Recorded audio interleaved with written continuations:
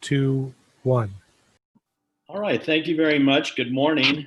I'd like to welcome everybody to the November 2020 Nevada Gaming Commission meeting. And I wanted to start off with a couple of things. I see my fellow commissioners on the screen, Commissioner Cohen, Commissioner Fuge, Commissioner Brown, Commissioner Solis Rainey, and they appear in their places and ready to go. Also, our secretary, Madam Secretary, I saw you as well, and you're all set to go. So we have the commission ready. I wanted to also know that we have also been joined by the new board chairperson, Chairman Gibson. And Bryn, welcome back. We're very happy that you came back to us, and we wish you all the success and good luck and fortune in your new spot. I look forward personally to working with you as we did in the past, and congratulations on your appointment. And we're all very confident that you'll do a very good job. So having said that, I did want to make one other further comment as we get started here. And this is basically similar to when you go for a deposition or you take a deposition. Since we started this kind of a meeting back in March when we didn't go live, our last public meeting for the commission was in fact in February. So we then now with this meeting today have further changed and modified in compliance with the governor's well-placed emergency orders and revisions, so that the commission meeting today, we're not all together. We have Commissioner Fuge up north with our executive secretary, Marie Bell. We have Commissioner Brown, Commissioner Cohen, Commissioner Solis Rainey, and myself down here. So we're in remote locations, so you'll have to bear with us. But as we go forward in the meeting today, which I believe will be probably one of the shortest meetings on record, I'm almost afraid to say that, but I would ask everybody, both applicants, their counsel representing them, to please try and speak clearly and speak one at a time. Turn off your cell phones. As past Chairman Alamo used to put, is set your phones on stun. And I'm hoping that maybe he heard that, because he's got a smile on his face if he did. So your mute button, make sure you concentrate on, is it on, is it off? If you have ambient noise around, make sure to try to keep that down so it doesn't come onto our network. At this time, I would go to Madam Secretary and ask if we could begin the agenda with the Pledge of Allegiance and begin the agenda. Would that be fine with you, Madam Secretary? Yes, it is. All right. If you please join me, and I want to recite the Pledge of Allegiance since I don't have a flag here handy, but I pledge allegiance to the flag of the United States of America and to the republic for which it stands, one nation, under God, indivisible, with liberty and justice for all. All right. So having said the pledge, I would ask Madam Secretary to call the next item in line. The next item is public comments. This item is placed on the agenda to give the public an opportunity to comment on gaming related matters. We did not receive any email public comments this morning. Very good. And I don't have anything to say on this portion. We can go ahead with the next item. Thank you. The next item is the approval of the prior month NGC disposition pursuant to NRS 241.035. This item is the consideration of the approval of the Nevada Gaming Commission disposition for October 2020. Okay, very good. Does one of my fellow commissioners have a motion? Sure, Mr. Chairman. I move for approval of the October 2020 disposition. Thank you, Commissioner Solis Rainey. All right, Madam Secretary, would you call for the vote? Commissioner Fuge,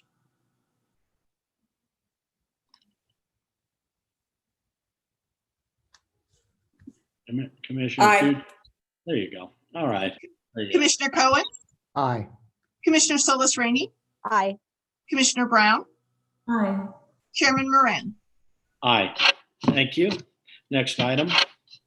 Next on your non-restricted consent agenda this morning are items 5, 8, 12, 13, and 14. For the record, item number 1 was referred back to staff by the Gaming Control Board, and item number 3 was approved for withdrawal by the board. Chairman Moran, I believe we have disclosures on these items.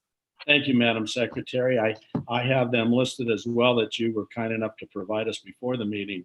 I see Commissioner Brown and Commissioner Solis Rainey have disclosures on the consent agenda for items 5 and 8. If they would like to make those disclosures at this time, it'd be appropriate. Thank you very much, Chair Moran. I do have disclosures. O'Connor Brown, for the record, I have disclosures for non-restricted item number 5, Boyd Gaming Corporation. My firm, Lewis Roca Rotherber Christie, represents Boyd Gaming in a litigation matter for general legal services and in a contract matter as well, and represents clients adverse to El Dorado Resorts, Inc., El Dorado Resorts Casino, and we represent El Dorado Joint Venture in intellectual property matters as well, which are similar in name, but not the actual El Dorado Inc. entity. Notwithstanding that, in an abundance of caution, to the extent there is some relationship between these El Dorado entities, I just wanted to note for the record, I have personally not acted as counsel. I have no pecuniary interest in the outcome of this agenda item, notwithstanding Lewis Roca's role as counsel for Boyd Gaming and adverse to the El Dorado entities that are not the same as El Dorado Inc. I do not believe the independence of judgment for a reasonable attorney, a person in my position, would be affected by the relationship described on the record, and I therefore intend to participate. Deputy Attorney Breinig, is this disclosure satisfactory under NRS 281A-420 and in compliance with the disclosure requirements? Yes, Commissioner, the disclosure is adequate. Thank you. I'd also like to disclosure for non-restricted item number 8, if I may, Chair Moran. Yes, please do. The law firm of Lewis Roca, where I'm employed, represents Bellagio LLC and Victoria Partners as a client in intellectual property and trademark matters. I personally have not acted as counsel. I have no pecuniary interest in the outcome of this agenda item, notwithstanding Lewis Roca's role as counsel on unrelated trademark matters. I do not believe the independence of judgment of a reasonable person in my position would be affected by the relationship described on the record, and I therefore intend to participate. Deputy Attorney General Breinig, is this disclosure satisfactory under NRS 281A-420 and in compliance with the disclosure requirements? Yes, Commissioner, the disclosure is adequate. Thank you very much. Very good. I also have a disclosure to make. Okay, I was going to have I'm sorry, that's all for now. Commissioner Solis Rainey go next, but if you're ready to go on 12 and 13, you can, and then we can circle back to Commissioner Solis Rainey on 5 and 8 if you'd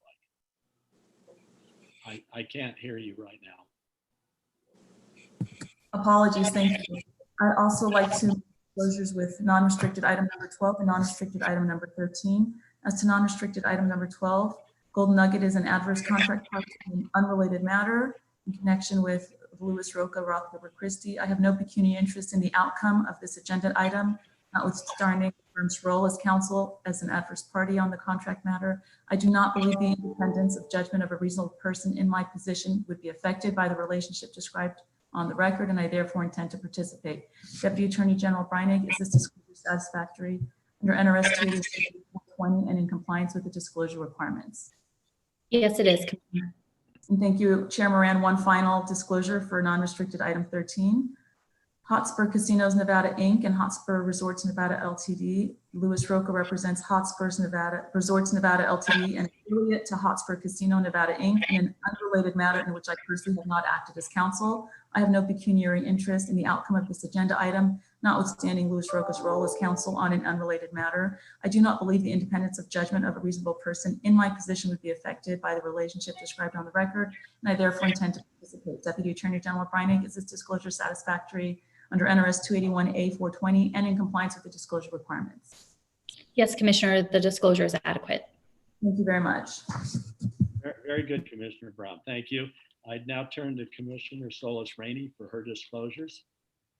Thank you, Mr. Chairman. I have a disclosure with respect to non-restricted item number 5. For the record, I'd like to disclose that I was employed by Boyd Gaming Corporation for over 11 years. I left the company over 19 years ago, and I have no pecuniary interest in the item before us, nor do I have information about the item beyond what was provided to us in the board package. I do not believe the independence or judgment of a reasonable person in my situation would be materially affected by this prior relationship, and I do intend to participate in voting on this matter. With respect to non-restricted items numbers 7 and 8, 7 is not on the consent agenda, but it's the same disclosure. For the record, I'm a partner in Morris Law Group. My firm and I have represented MGM in unrelated litigation that has concluded. I have no pecuniary interest in the item before us, and I do not believe the independence of a reasonable person in my situation would be materially affected by this disclosure, and I intend to participate and vote on these matters. Deputy Attorney Breinig, are these disclosures adequate under NRS 281A.421? Yes, Commissioner, the disclosures are adequate. Thank you very much. All right, that's very good, Commissioner Solis Rainey. That takes care of the disclosures by the commissioners on the consent agenda for non-restricted items. I'd ask Madam Secretary if we're ready for a motion on this item. Yes, we are. All right. Would one of the commissioners like to make a motion to approve the consent agenda as articulated previously and together with the disclosures previously made? Sure, Mr. Chairman. I'll move for the approval of consent agenda for non-restricted items 5, 8, 12, 13, and 14 as read into the record by Madam Secretary and as recommended by the Gaming Control Board. Thank you, Commissioner Fuchs. Madam Secretary, would you call for the vote? Commissioner Fuchs, Aye. Commissioner Cohen, Aye. Commissioner Solis Rainey, Aye. Commissioner Brown, Aye. Chairman Moran. Aye. All right. That motion carries. Madam Secretary, would you call the next agenda item? The next item are your items on the restricted consent agenda this morning, which are items 3, 6 through 11, and 13 and 14. For the record, items 1 and 2 were approved for withdrawal by the board. Also regarding restricted number 7, the condition requested to be removed does not appear on license number 20598-04, the parlor. Therefore, no action is required regarding this location. All right. Thank you, Madam Secretary. It appears there are no disclosures on this consent agenda for restricted items. And having said that, I'd ask my fellow commissioners if they have a comment and or a motion to approve accordingly. Mr. Chairman, I have a motion unless there are any comments. Okay, I move is that for a the motion? approval. I'm sorry? Are you making a motion to approve? Yes, Mr. Chairman, unless there are any comments. No. I move for approval of the restricted consent items 3, 6, 7, 8, 9, 10, 11, 13, and 14 as recommended by the Gaming Control Board and is read into the record by Madam Secretary. Very good, Commissioner Brown. Thank you. Madam Secretary, would you call for the vote unless there's any comments? Commissioner Fuchs, Aye. Commissioner Cohen, Aye. Commissioner Solis Rainey,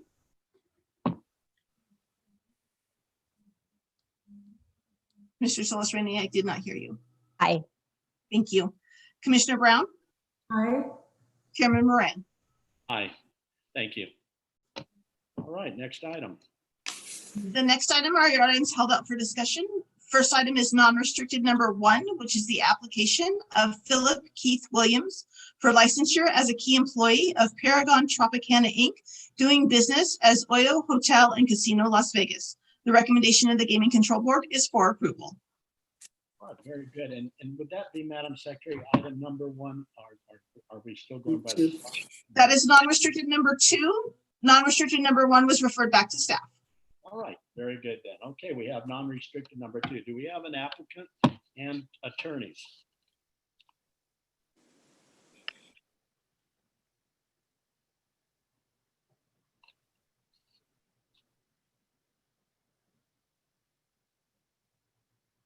Do we have Attorney Lowenhart Fisher on this item? There she is. I don't see her. I think she's there. I think just they need to unmute.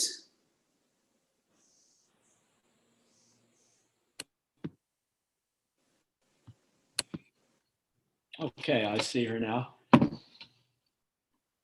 Ms. Fisher, can you hear us? Ms. Lowenhart Fisher, you're Unmute. still on. There we go. There she is. Yes. Thank you. Thank you. I shared with the executive secretary that we have something in our system that puts us on mute for 30 seconds and we can't take it off. So we just sort of sit here for 30 seconds. So I apologize for that.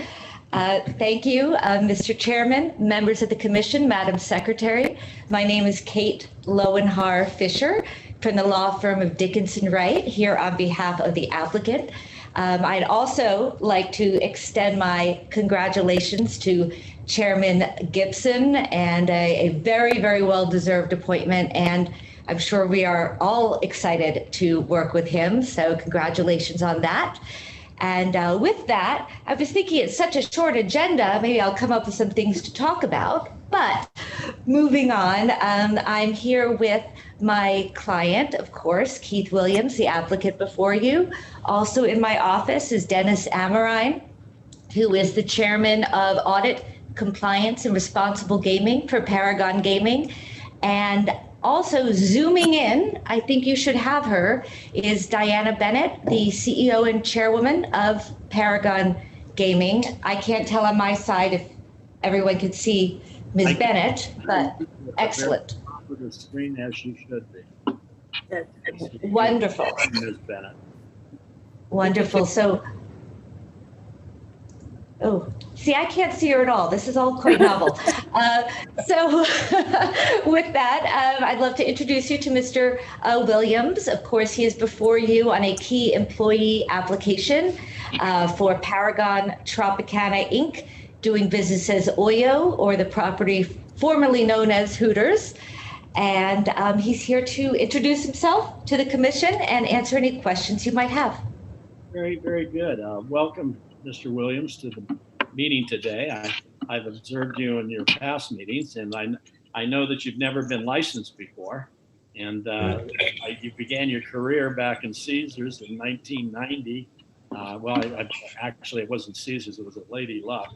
And I'd like to hear just briefly your history, and we can keep it kind of tailored down since we all read a lot about you, but we did want to bring you in front of us. I didn't see any areas of concern myself, but if you could talk a little bit about yourself so we can kind of get a feel for you and going forward, that would be nice. And I always am happy when I see Mr. Amorine, who's seated next to you. We have a lot of history together, and actually Ms. Bennett, who is one of my favorites in the whole gaming community. So we have everybody there, and let's hear from Mr. Williams now about his gaming career history. Well, welcome everyone. I started my career in 1990 at Lady Luck Casino downtown. Seems to be some overfeed, is there? I started my career in 1990 at Lady Luck downtown as a food and beverage manager and worked my way up to slot director. In 1996, I transferred to the Stratosphere to help open that up as the slot manager. And over my career at the Stratosphere, I worked my way up as VP of Casino Operations for 8 years for Carl Icahn. See if that's better. Carl Icahn sold the company in 2008. And after that, I joined my wife in real estate. We own our own real estate company for the last 18 years here in Las Vegas. And she is the broker. And I helped her with that for about 8 years. And then I had the opportunity to get back into the casino industry through Paragon. And I've been there now going on over 4 years with Oyo. Very, very good. We have something in common. I was Bob Stupek's attorney when he went for approval, and we got the Stratosphere approved. And I also subsequently worked for Carl Icahn. So, how would you characterize your employment with those two? How was there? I'd like to hear your just brief comment on that. How that worked out. When I joined the company, it was in transition with Bob Stupek, which was interesting. It was a part where he was a consultant kind of thing as far as that goes. So I didn't really have that much interaction with Mr. Stupek. With Carl Icahn, he did right by me the whole way, and I really enjoyed working for him. Very good, very good. Well, I didn't have any questions for you. I followed your career, and like I said from prior meetings, and you have an exemplary background. I'm at this time going to ask my fellow commissioners if anybody has any questions for you, Mr. Williams, or any other comments to make at this time. I have no background, your credibility. You've been in the gaming business a long time, and like I said, it would have probably gone consent on the consent agenda, other than the fact that you've never been licensed. And I would like to bring people forward with questions. All right. Mr. Chair? Commissioner, if you'd like to go. I'll Commissioner Cohen. Oh, thank you, Mr. Chairman. Echoing Chairman Moran's comments, it's a very clean application. And I just wanted to know, in the number of reviews of materials that I've had since I joined the commission, this is the first time I've ever had a Columbo-esque moment, is when I saw the picture in the write-up of you at your graduation ceremonies. I just want you to know, I mean, talk about reliance upon that you graduated. You walked in the ceremony, and there's a picture of it from 1984. So anyway, I have no questions whatsoever regarding your background. Thank you, sir. Very good, Commissioner Cohen. Chair Moran? Chair Commissioner Moran, Brown, it's Commissioner Brown, if I may just ask a brief question? please. Thank you so much. Good morning, Mr. Williams. How are you today? Thank you for appearing before us. Very good. Thank you. I understand that the establishment has been open since September 17th, and that October was better than expected, and that occupancy during the week hovers between 30 and 20% without the conventions, understandably. But on the weekends, it hovers between 70 and 80% occupancy, and on the casino side, which is, I understand, matching the 2019 numbers. Can you explain for us how these figures are trending in light of the recent surge? If you have any observations for us? Thank you. They're trending about the same for us. We're seeing a little downfall on the weekends now with the California restrictions that everybody's assuming are going to happen. Last weekend, we noticed a little trend in going down on the weekends.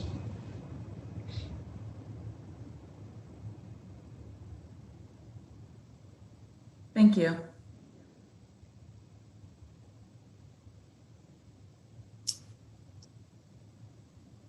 Chairman Moran?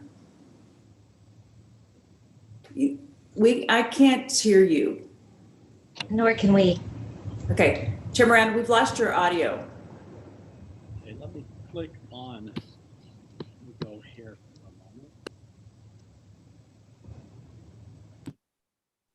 Can you hear it now? A little. Okay. Faint. So, how is that? You're very faint. I don't know how to correct that because I'm not skilled in that area. I'll tell you what, I'll ask a quick question while you do that. How's that? Closer, turn up your volume. So Mr. Williams, maybe just, I'll just throw something in here. Your application was very clean. There was a little hiccup concerning your graduation, but I can see naturally how that could happen with the process you went through, going through the ceremony. And it's nice to see that you're going to go back and wrap that all up. So I know that was a little bit of a hiccup, but it looks like you worked right through it. My question was, and I think member Organa Brand kind of talked about this, with the new mask directive, the even stronger wording by our governor in California, you have seen in the last 2 weeks a little bit of a drop then.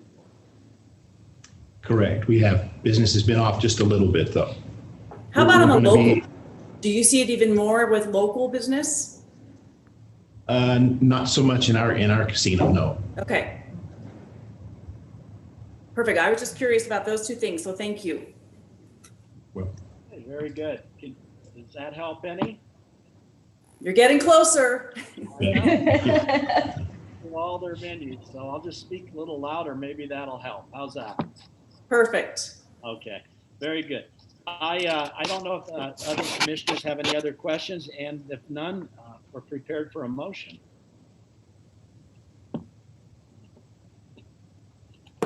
Mr. Chairman, I'll move for approval of non-restricted number 2 as recommended by the Gaming Control Board. Very good. Are there any comments on the motion made by Commissioner Fuchs for approval? Seeing none, I'd ask Madam Secretary to call for the vote. Commissioner Fuchs, Aye. Commissioner Cohen, Aye. Commissioner Solus Rainey, Aye. Commissioner Brown, Aye. Chairman Moran. Aye. Very good. Motion passed. And Mr. Williams, good luck. And I looking forward to hearing good things from you since we've had our career kind of in the same location for a while. So good luck to you. And it's always good to see the people that came. And thank you, Ms. Fisher, for your presentation today. And we're ready to go to the next item. Madam Secretary. Thank you.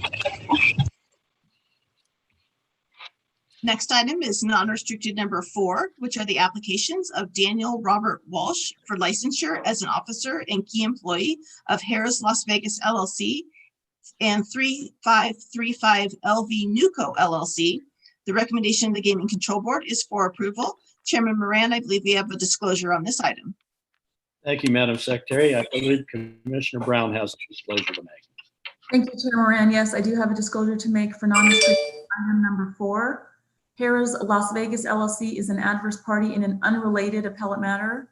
I have no involvement in that as counsel. I have no pecuniary interest in the outcome of this agenda item, notwithstanding Louis Roca's role as counsel to an adverse party on an appellate matter. I do not believe the independence of judgment of a reasonable person in my position would be affected by the relationship described on the record, and I therefore intend to participate. Deputy Attorney General Breinig, is this disclosure satisfactory under NRS 281A-420 and in compliance with the disclosure requirements? Yes, it is, Commissioner. Thank you very much. Thank you, Commissioner Brown. All right, do we have an applicant? And Mr. Burnett, I see he's representing. We do have an applicant, Mr. Chairman. Thank you. Good morning, Mr. Chairman, members of the commission, Madam Secretary, A.G. Burnett from the law firm McDonald Carano, representing Mr. Daniel Walsh, who you have in front of you. He appeared before the board and there were no issues or areas of concern. And we would just open him up to questions at this time, if that's how you prefer to go, Mr. Chairman. That would be fine. And I'd like to say good morning and welcome, Mr. Walsh. Can you hear me? Yes, sir. Good morning. Good morning. Well, tell us a little bit about what you've been doing over there in regards to social distancing and the virus, and what you're doing going forward. I'd like to hear a little bit about that. Yeah, well, we reopened June 5th at Harrah's, and as you know, we were kind of. Can you guys hear me? Okay. Get a little feedback coming through. It was all kind of new to us, and we spent probably a good 2 months during the closure period putting our plans together. And initially there was a lot of learning curves with the customers and the employees, and there was a lot of training and retraining that had to go into this. And what we found was initially there was a lot of customer pushback, and there was a lot of policing, and a lot of security officers and frontline employees bearing the brunt of, I don't want to call it assaults, but verbal assaults from customers that were kind of fighting the rules. But then we found over time that people started to be much more understanding and accepting of things. And as I mentioned at the GCB hearing, not that it was a good thing, but closing the bars in July, I think was a big wake-up call, not only for the employees, but for the customers. So, we had a good chunk of our staff. We have a lot of bars and a lot of bartenders and barbacks that were out of work then for about 3 months. So when bars reopened, they understood the importance more so than ever. And, they've been very diligent in, pushing the customers to comply with policies and procedures. But I can tell you, just in terms of the nuts and bolts, at every entrance of both of our properties, we've got stands there with signage, masks that we provide to the customers, sanitizer at the entrance of every restaurant. We've got the occupancy posted in all the venues. We're constantly, the management team, me, the front line, we're constantly on the floor, reminding, reinforcing, correcting behaviors. We've taken actions too, just, disciplinary measures against employees too that don't follow the proper protocols. We've got the contact tracing in place where, anytime an employee tests positive, we made all employees then test before they return to work. We've got the screening at the employee entrance every day where we ask a series of questions to every employee to make sure that they don't have symptoms. We temperature check, but then, we do the contact tracing, and, we saw probably, a little Probably when we reopened, there was a little, uptick of things, and then, things have been, steady on the decline. And now I think, like the rest of the country, we're starting to see another little uptick again. So. Very good. I noticed that enforcement had given a letter in June 19th of 2020 regarding some of the distancing requirements around the roulette table, and Correct. immediately responded, which was very helpful, and took steps to make sure that that wasn't going to be a repeat performance, correct? Correct. And like I said, we opened June 5th, and, this was all, trying to reinforce and train and teach everyone, not only the employees, but the customers. And the customers coming back have a tendency to, they want to gather around with husbands and wives and spouses, significant others, and they want to hang out with each other. So we have to constantly try and tell them step back. But then, what came of that letter too, we did a really nice job of having these red decals. We had them all over the place, but then we didn't realize, like, we have to put them on the ground behind the table game, 6 feet back from every table game. So we did that across every table game we had in the entire business. We put the decals on the rails of the table games, and the little signage also that inform people that they have to stand 6 feet back from all the games. So that's helped tremendously. But again, it's behavior reinforcement, constantly communicating with the customer. Very good. It sounds like you're getting your arms around it. Who do you report to? I report to Gary Selesner. He's the regional president for Las Vegas. Very good. Very good. He was in front of us just recently. Yes, I understand. And I also saw when you gave your history before that you mentioned that your dad was a Marine.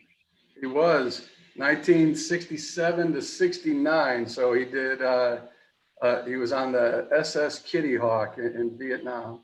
Yep. And my uncle was in the Army, and my uncle unfortunately had an injury. So when he got sent home, they sent my dad home because I guess back in those days, they didn't want 2 family members being injured, right? So it was a hardship on the family.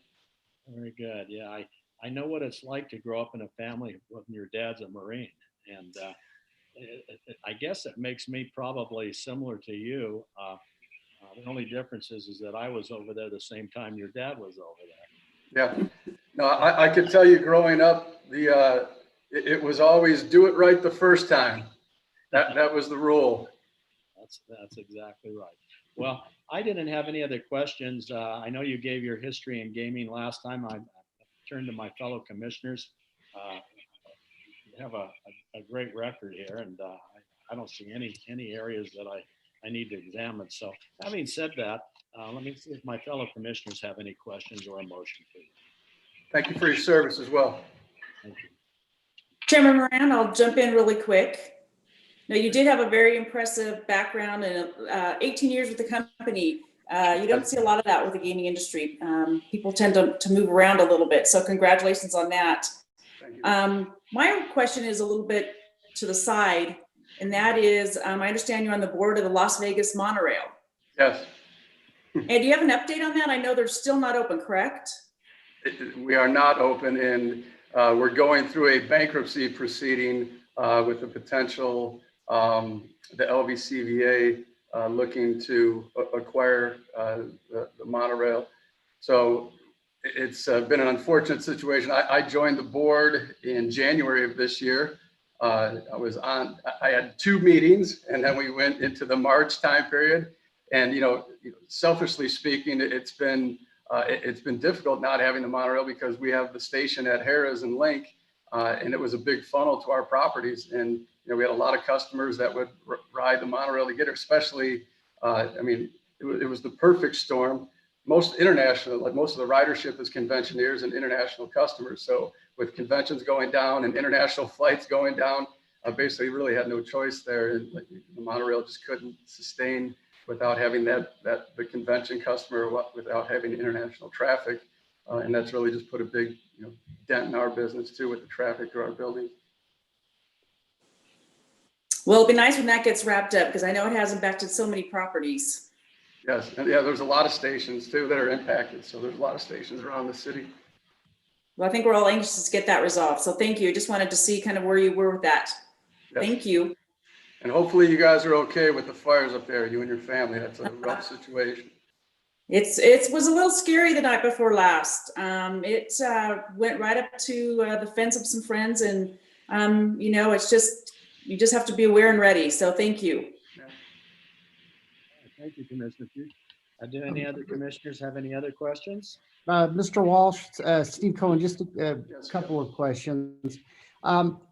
Has Harris been in a position to steadily increase its room rates over the past 60 days or so? So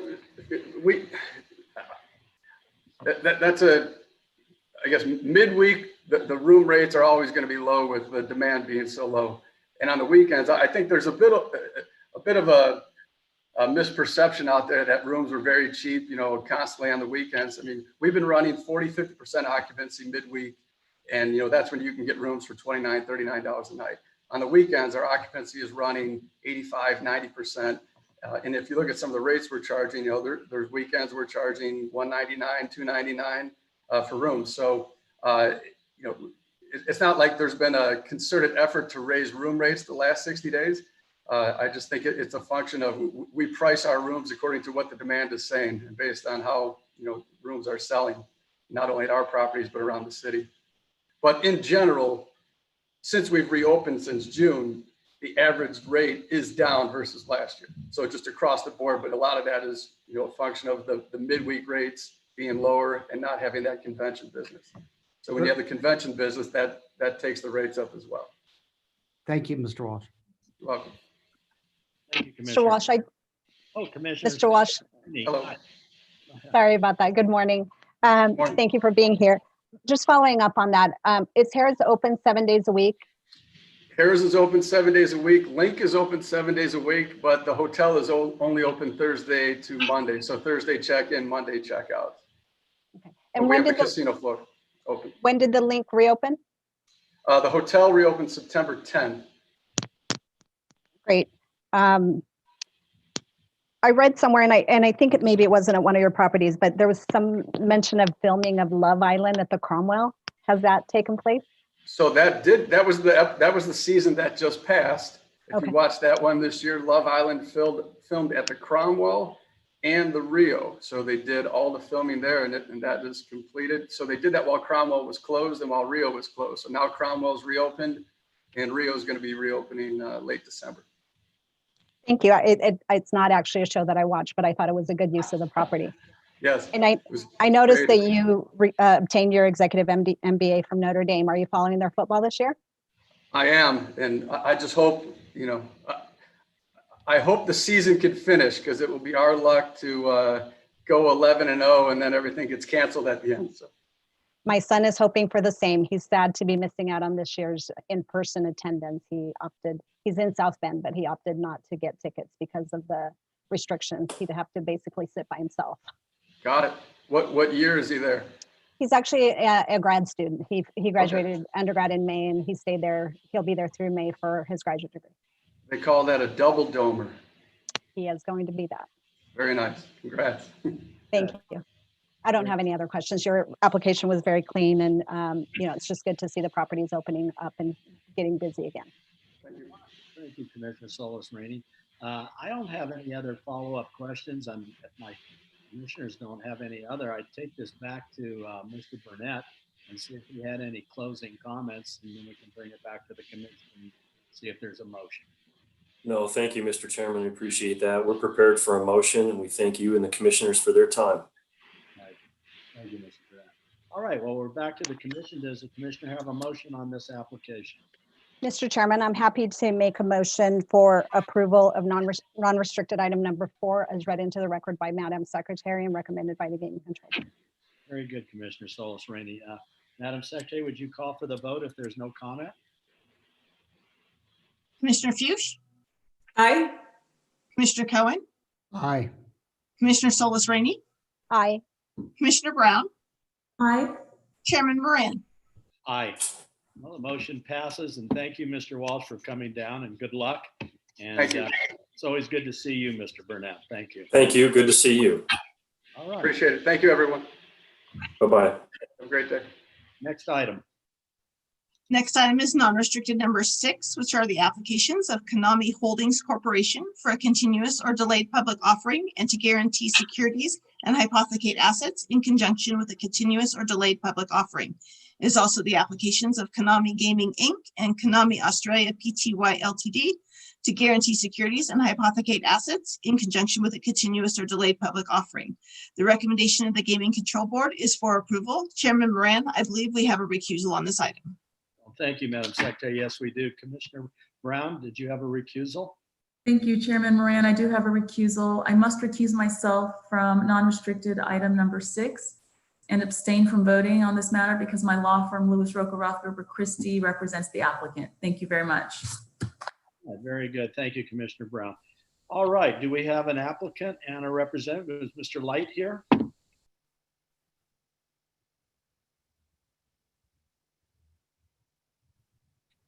I don't see Mr. Light. Is Mr. Jagoli on?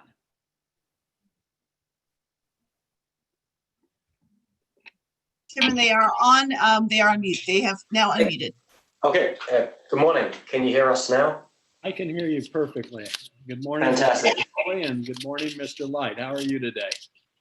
Great. Good morning. Good to see you, Commissioner.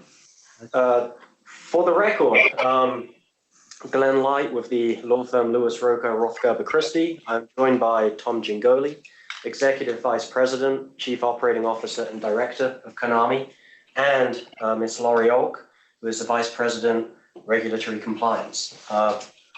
We're here for shelf renewal. We do not have an affirmative presentation, but we are happy to answer any questions that you may have.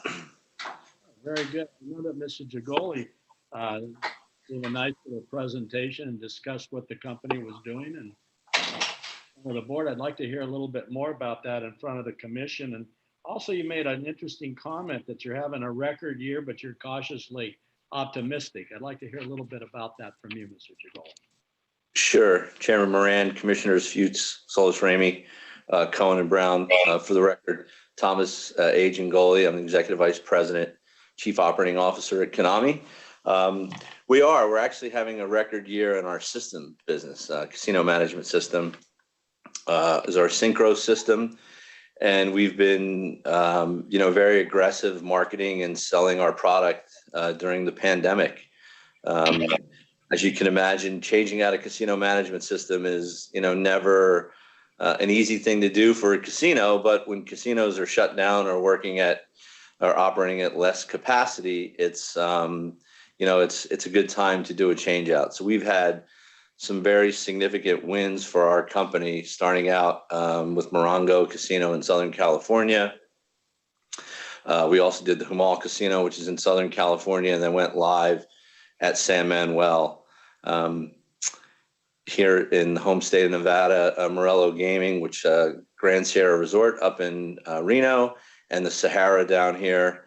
And we are very excited. We made an announcement that we are going to put our casino management system at Resorts World in Las Vegas.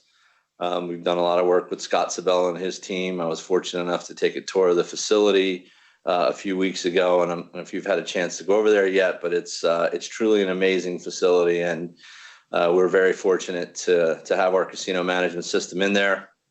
We'll be going live this summer at Resorts World with a lot of cutting edge technology that Scott and his team have been aggressively pushing. So we're really looking forward to that. So that side of our business is doing very well. I'm encouraged by where we're at on, the game side of our business. We released the new Dimension series, which we've started to roll out. Ironically, we rolled that out about 3 days before the pandemic hit. So I said to our CEO, Steve Sutherland, what could possibly go wrong launching a new product during a pandemic with all the casinos shutting down? But the results of that have been very encouraging. We probably have, I'd say close to 200 of those products out in the marketplace right now at probably about 35, 36 different locations. It's a premium product and it's doing very well.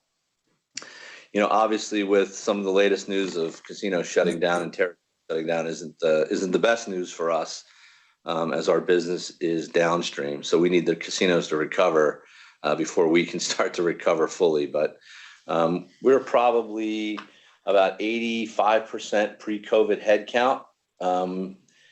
We probably have another 18 to 20 employees right now who are still on furlough. We obviously had to make some difficult decisions with furloughs and layoffs like all of our competitors had. But, I'm encouraged by the numbers that I've seen the past couple of months and, what we're forecasting for the remainder of our calendar and fiscal year. Okay, very good. I'm trying to get my arms around how long ago it was when you came in front of me for the first time to get licensed. I didn't have gray hair. You're not wearing your golf cap enough, but go ahead. Yeah, exactly. It's been a while. I always enjoyed coming in front of the board and the commission and seeing everybody. I wish I was there in person. It's obviously a new world. We're sitting here in conference rooms and masks and things like that. So I'm looking forward to the day when I come down and see everybody in person again. Yeah, we're looking forward to that too. You are always, it's always enjoyable to see you down there, and I do miss that. It was some time ago when you were licensed, and I was curious about one issue I had written down here, and you had mentioned it previously, and it's an issue that we constantly deal with at commission, and it's on technology and the time it takes for a game to get approved.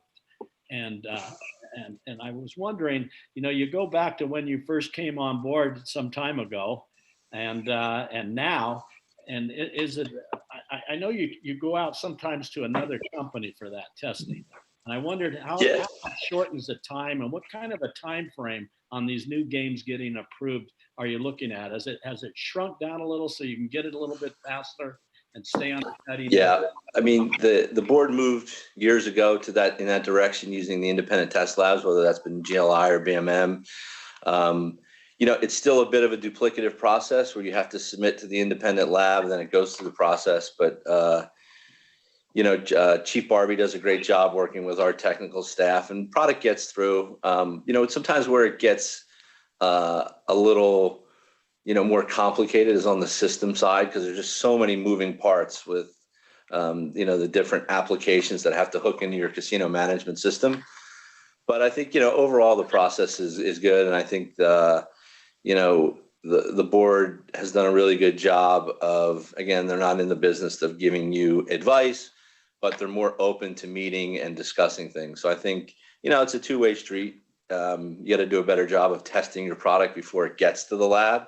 You can't use them as a testing facility. So I guess the biggest takeaway I would say is that it's, while you are the regulator and, we're the licensee, I think the process has really evolved to where it's a pretty good working relationship when it comes to submitting product. Yeah, I agree.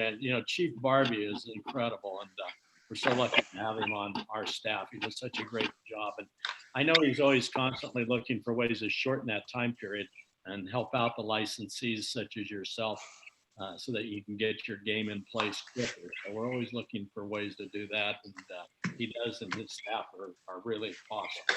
So anyway, yeah, we've done a lot through our trade association, AGEM, Association of Gaming Equipment Manufacturers. We have a group, and they work with Chief Barbie, and we have a technical group that does that. So again, I think it's a little bit on both sides. And I'd say I think it's evolved to where it's become a really good working, relationship. Excellent. All right, I'm going to ask my fellow commissioners if they have any questions for you or Mr. Light. Commissioners, do you have any who would like to go first? All right. Commissioner Cohen. No, sir. Okay. Good to see you. Nice seeing you, Tom. There's no questions. I'll move forward if you'd like, Chair Moran. Yes, thank you.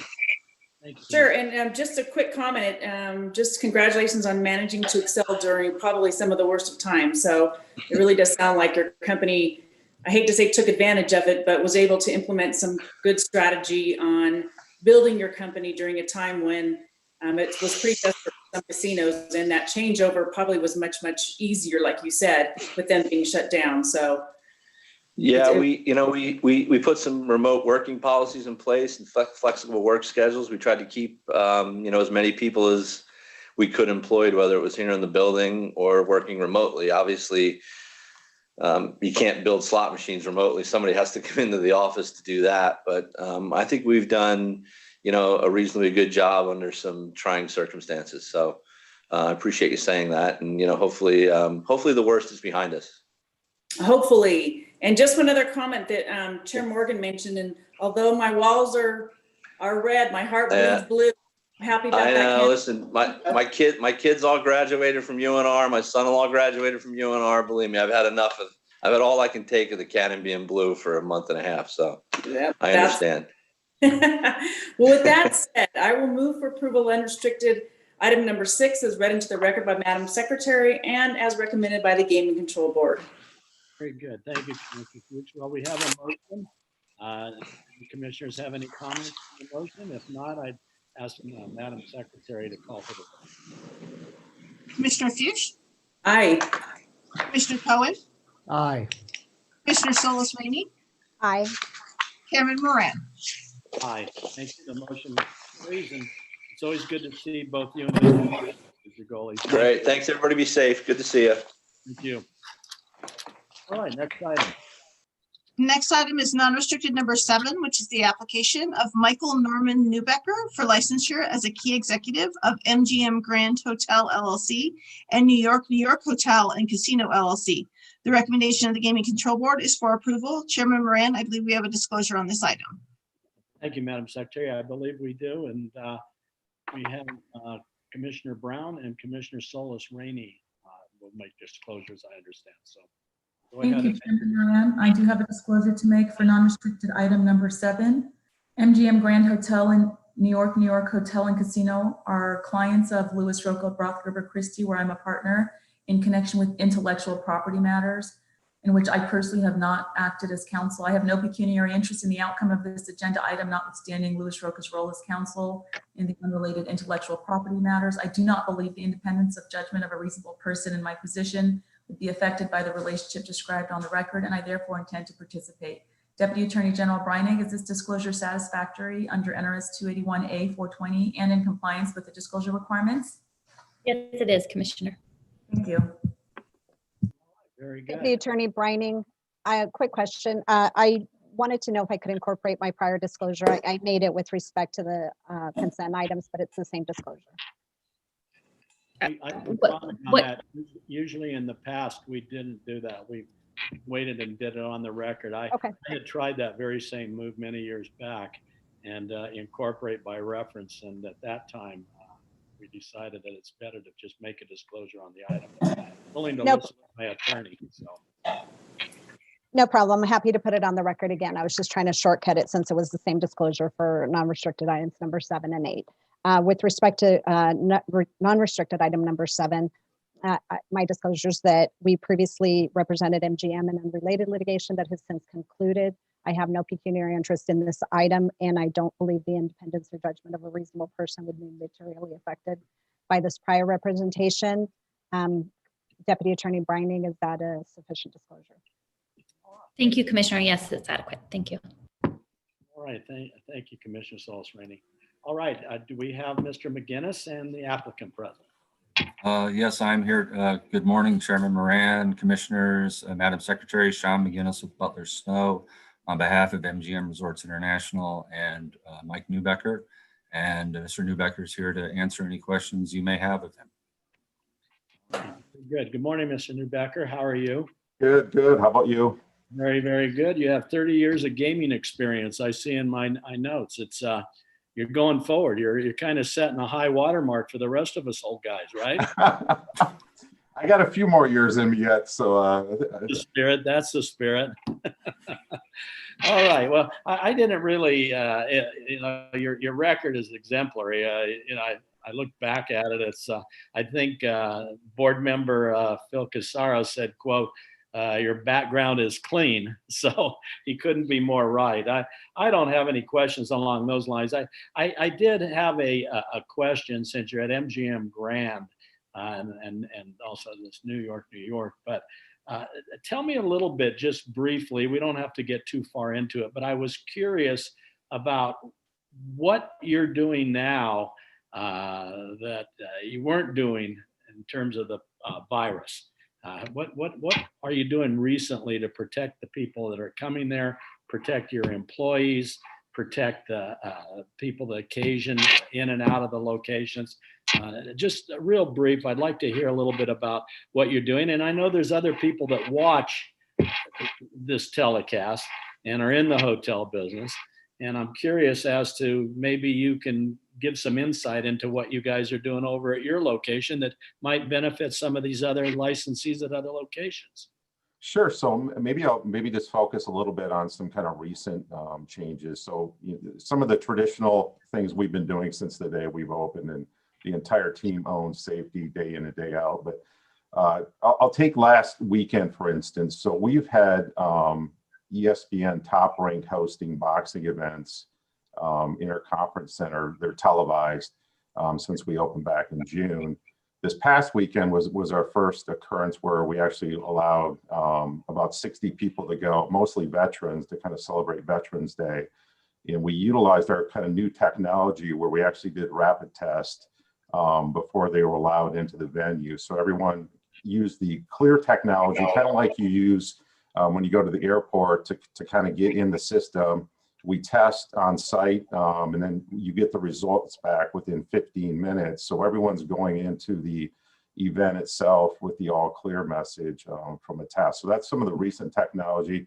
We've been testing it with some groups also, as we're eager to get back into the convention business from that standpoint. And then maybe just, high level, we continue to focus, especially in kind of the peak period challenging areas. So I have teams like during pool season, that it was their only job was to ensure social distancing and mask compliance. And even in the casino on swing shift when we're busy, I have extra staff again around table games, just making sure that, especially around more challenging areas, craps, roulette, just to make sure everyone's distancing. But the technology is probably the latest and greatest that we've started to kind of test and have good success and good customer feedback too, that they feel safe going into a venue.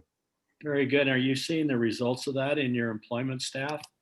I mean, the numbers are going down, hopefully. And yeah, we've been pretty fortunate here from an employee standpoint. Again, everyone has to deal with it.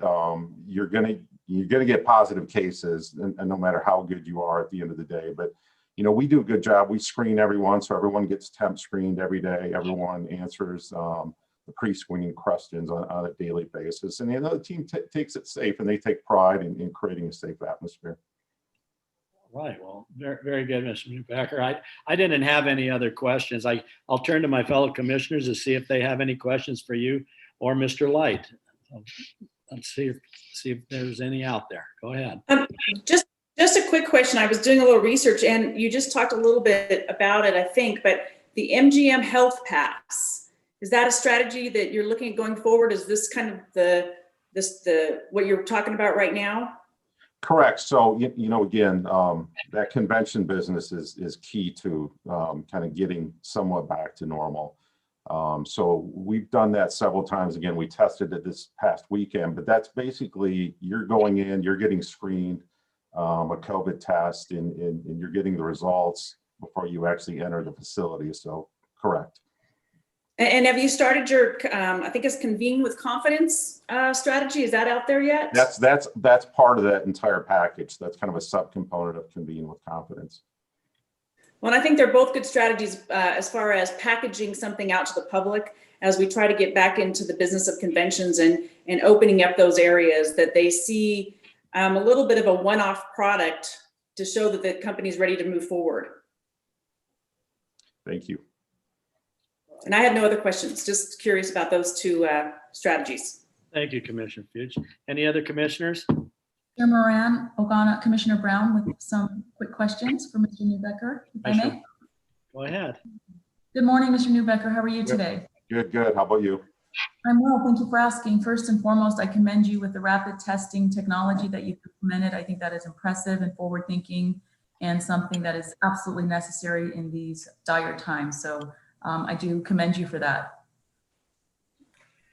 Question about the shows that I understand when I was watching the board hearings on November 6th. It's my understanding the Copperfield, Brad Garrett, and the Jabberwocky shows started again. Can you tell me what is the occupancy of that, and if you've encountered any issues or any report you can provide us on that? Because I know the shows on the Strip right now are struggling, and I'm very interested if you can provide any insight. Yeah, so we were fortunate to actually have 3 shows open here at MGM Grand. So all the shows open November 6th. They're all doing very well in limited capacity at the end of the day. So almost every one of the shows has far fewer seating than they traditionally have, just to meet the social distancing requirements. But all 3 shows are running almost sold out on a nightly basis. And that's how well they're doing. So we're happy from that standpoint. We've had some challenges. So we had an individual test positive on David Copperfield's team on Tuesday or Saturday. Let me get my days right. So on Saturday, we had a positive test. We shut the show down immediately, went through cleaning protocols. We tested the entire team. That show stayed dark until I just got a text from the team earlier today. That show will start back up tonight from that standpoint. So all of the above, we've had some issues, but we're good at tackling that quick, and we reacted quickly. But I'm proud to say the shows are doing well. They're well attended, and everyone's been happy with the results. Thank you. I do find that to be an excellent development and promising for hope on the Strip. So I appreciate your endeavors and your true efforts in making that happen safely. I have no further questions. Thank you. All right. Chairman Brand, a quick follow-up question, if I could. Yes, Commissioner Cohen, go ahead. Mr. Neubecker, the rapid testing that you referred to in the bubble, you know, for the fight this past weekend. So am I correct that you're going to try and expand that rapid testing to the public at large, or is that too much of a leap forward?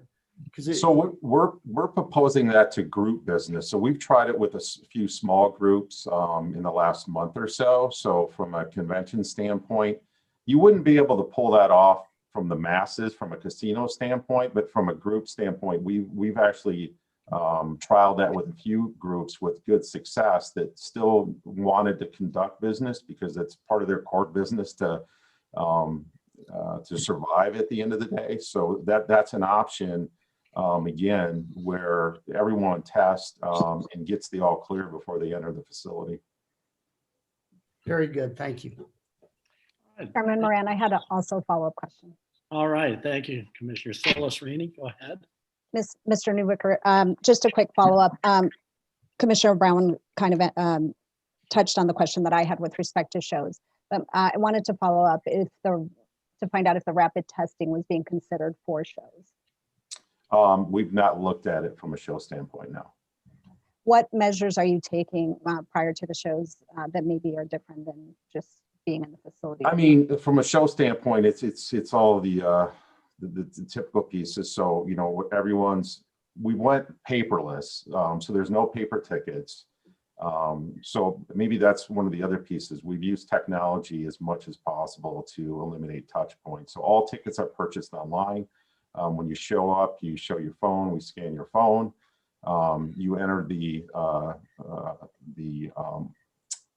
theater. And of course, we're meeting all the standards that the entertainer's 25 feet away, and then we socially distance the seating to make sure that, you know, we're meeting the 6-foot requirements.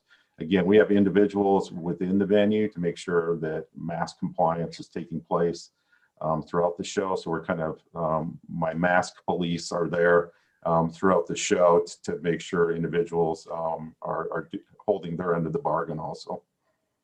Thank you.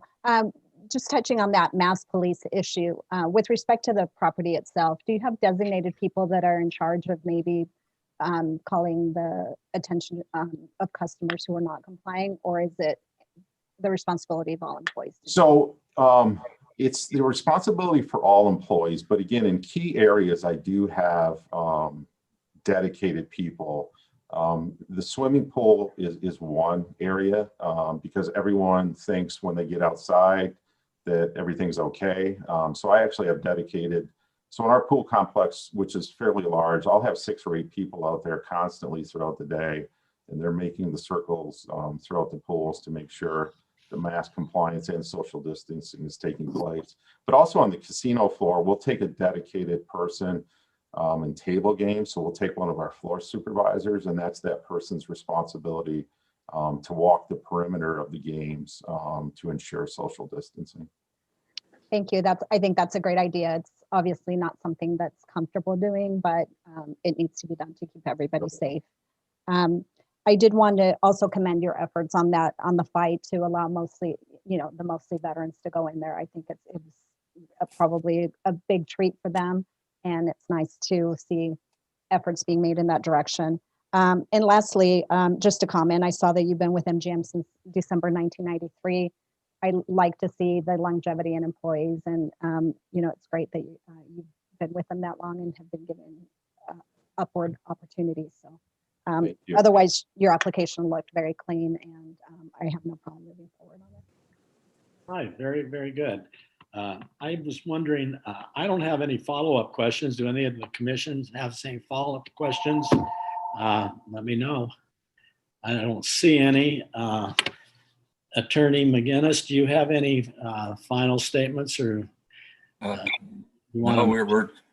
final statements. Thank you for hearing the application, and we look forward to a motion. Very good, very good. Well, I bring it back to the commission. Do we have a motion on this item by one of my commissioners? Chairman Moran, Commissioner Brown, I'm prepared to make a motion unless there are any questions from my fellow commissioners. All right, very good. Mr. Chairman, I move for approval of the non-restricted item number 7 as recommended by the Gaming Control Board, as read into the record by Madam Secretary. Very good. And not seeing any comments or questions on the motion, I had asked Madam Secretary to call for the vote.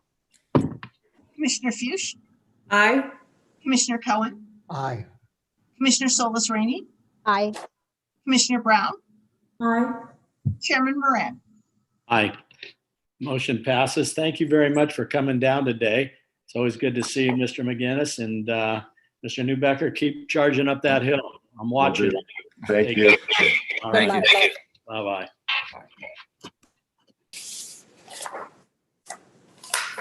All right, next item.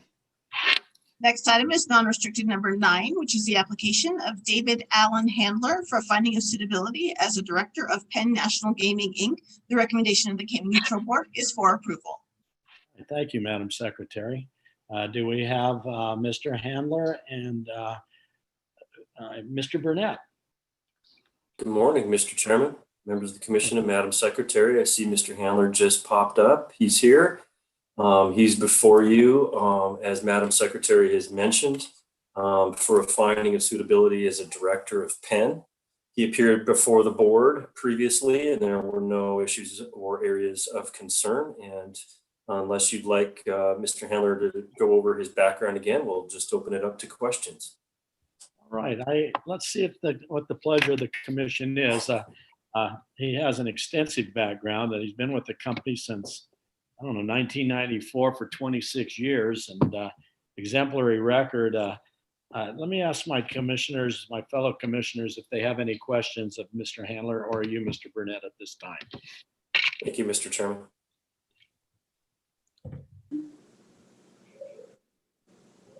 I don't see anybody. Chairman Moran, this is Commissioner Brown. I did not have any questions. I just had a comment to make, and I will reserve that unless anybody has questions. All right, very good. Do any of the commissioners have any questions for Mr. Handler? If you don't, I had a couple that I wanted to ask him about. They're very brief, and then we'll be probably ready for a motion. I noticed that you were director of compliance for quite a time, sometime, Mr. Handler. Is that correct? I ran our compliance committee sort of in the early days. First of all, good morning to everybody. Good morning. I ran our compliance committee as a committee of the board in the early years of Penn in the gaming industry. And then actually, as the company became more complex, we brought Steve Ducharme in as an outside advisor to run the compliance committee, and I was a member, I think, until 2013. Okay, is Mr. Ducharme? Mr. Ducharme's a longtime friend of mine, and I'm happy to see that you utilize his services because he is very, very good. Is he still with the company doing the work? He's not, because I think you're probably aware he's had some health issues and asked to back away from those responsibilities. Yeah. And so, being a Sigma Chi will do that to a person. yes, but we stayed in touch even after I left the compliance committee. I agree. He was, as an outside director, when you read a compliance report, if you've never been operating a casino, you lack some perspective. And as the company became more complex, just felt like we needed some expertise. And he, was an incredible guideline for us and was extremely helpful. And he and I became very friendly as a result. So. Good man. I was going to ask you, with the horse racing, it's obviously with the advent and coronavirus coming in, it's changed in certain ways. Can you just briefly, not get into a real lengthy dissertation on it, but tell me a little bit how the horse racing has changed and what you're doing to overcome some of the negative things that occur there. As it pertains to COVID, I'm actually not that familiar with some of the remedies we've taken there. I'm very familiar with what we're doing at the property level. Horse racing was sort of a foundational part of the company at our genesis. It was sort of our on-ramp into the gaming industry. The company, when it went public, when I got involved, was a racetrack in Harrisburg, Pennsylvania, and 2 off-track wagering facilities. Pennsylvania just put in legislation there. So today, we're much bigger in horse racing. The purses and other things in the non-COVID environment were actually up considerably because in many states, as you're well aware, that was an industry that the states, as they brought gaming on board, were trying to make sure we're not left behind. It's a huge employer in many of these states, a big part of the industry. But right now, racing is an immaterial part of the cash flow. Maybe less than 1 or 2%. Yet it's much bigger when the company went public 26 years ago. Okay, very good. And I see the director of compliance is Curtis Lane, correct now? Yes. Okay, and I guess there had been a letter written about patrons not wearing masks, and the company got right on top of that and stepped up and increased its training protocols and safety protocols, correct? I'm not familiar with that particular letter, but I would be highly disappointed if the company didn't have that type of reaction. Okay, and that's what we would expect. Okay, and you obviously are regularly receiving reports in your capacity as to where the different locations are in terms of what kind of safeguards they're employing, what they're utilizing, what they're doing with the virus out there, employee-wise and patron-wise, correct? Yeah, I would say at a board level, reports from compliance issues will filter up occasionally if they become serious issues. They do filter up to the board. We hope that we view ourselves first priority is to be self-regulatory. So we should always be stopping stuff before it rises to the need of a real regulatory action. But occasionally these things do creep up to the top. But on the COVID, specific to your question, the board was heavily briefed as we talked about reopening. And, at a board level, because operationally, it's a very complex thing to do it the right way. But at a board level, the key thing is, we didn't want any real incidences or looking like we were not really aligned with the spirit of what the states were trying to create as a safe environment to return to gaming. Oh, and I'm glad to hear that there is a vehicle that gets those kind of things up to your attention at the top. And it seems like there is, and you have a pretty good handle on that. So I don't have any other questions for you. I'm happy and always glad to see you come in front of us. You've been in the industry a long time. And, having said that, I don't have any follow-up questions. I would ask my fellow commissioners if they have any, and if not, perhaps we can get a motion. Just a quick question. Apologies, please, Commissioner. Oh, thank you. I was just during the board meeting, you mentioned the foundation. Is that an employee-based foundation that the company is set up specifically, or is that part of an overall foundation of the company? We've had a nonprofit foundation, I'm not even sure how long we've had it, but, you know, especially operating the Gulf Coast, we have these natural disasters. And, you know, we've been able to do better than anybody in the market in terms of extending benefits and pay, even when the properties were shut down. Foundation is really there to help employees going through, you know, very difficult times, obviously very taxed now due to COVID. But so the board, I think you may be referring to the board giving money and things like that, management. But it's not new for us. It's just the magnitude of what was going on earlier this year. And still today, the lingering effects of it was at a level that we'd never seen before, even when you're dealing with a region that has a hurricane where 4 or 5 properties may be devastated and things like that. But this is at a whole different level. Well, it's commendable that that foundation is both external and internal. Not only is it supporting the communities you're in, but also supporting your employees, which I am sure that the pockets were dug deep during that time when those employees needed that support. So very commendable that your company is doing that. I'll pass that on to our CEO and the whole board and let them know. I mean, we do it because it's part of our culture. It's just the way we're wired, but it's always nice to know that we get recognition for having done that. And I'm going to pass that on. Thank you. Absolutely. Thank you. Thank you. Any other questions from the commission? I'd ask if I don't see any follow-up. Oh, is there one? Quick question, if I may? Oh, yes, Commissioner Brown. Thank you. Question/observation. Good morning, Mr. Handler. How are you today? Good. How are you, Commissioner Brown? Well, thank you for asking. I understand that there was, of course, the closure of all facilities and over 20,000 employees were furloughed, and that the board did not take any compensation during the furlough period and made material contributions. I would be remiss if I didn't state that that is, of course, commendable, and I just wanted that to be noted on the record today. Excellent. Commissioner Brown, I appreciate you saying that. Also, our executive leadership team took pay cuts at the same time. But I will pass that on to the board and to Jay Snowden, our CEO, and we appreciate both comments. You know, unfortunately, I wish we could have done more. You know, it was really devastating to furlough all those people. We left the health insurance in place longer. We extended it and things like that. But you know, it's been really rough on our communities. Thank you, Mr. Handler. No further questions. Thank you, Commissioner Brown, for pointing that out. And Mr. Handler, those are pretty awesome things that you articulated about how you help your employees. And that's taking care of the employees. They're the ones in the trenches, and I'm happy to hear that you do those things at your company. Having said that, I take it back to Mr. Burnett and see if he has anything on closing. Mr. Chairman, no closing comments. Thank you for your time, and thank you to the members of the commission. Thank you, Mr. Burnett. All right, I'll bring it back to the commission and see if we have a motion maker here. Mr. Chairman, I also just wanted to echo the comments of Commissioner Fuchs and Brown. They beat me to it, but I commend the company for all of their efforts with their foundation and in making this time a little bit more bearable for everybody.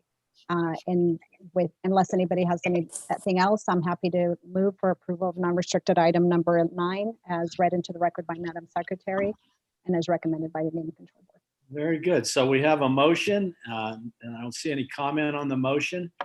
Let's, Madam Secretary, call for the vote. Commissioner Fuchs? Aye. Commissioner Cohen? Aye. Commissioner Solis Ramey? Aye. Commissioner Brown? Aye. Chairman Moran? Aye. Motion passes, and thank you, Mr. Burnett and Mr. Handler, for coming down today, and good luck to you going forward. Thank you. Thank you as well. Thank you all. I'll be sure to pass on those lovely comments. We appreciate it. Thank you. Take care, everyone. All right, next item. The next item is non-restricted number 10, which are the applications of Scientific Games Corporation for an amendment to their order of registration, for licensure as sole member and manager, and for the pledges as noted on the agenda. It is also the applications of NYX Digital Gaming USA LLC for licensure as a manufacturer, distributor, and as an operator of an information service. The recommendation of the Gaming Control Board is for approval. Chairman Moran, I believe we have a disclosure on this item. Okay. Let's see here then.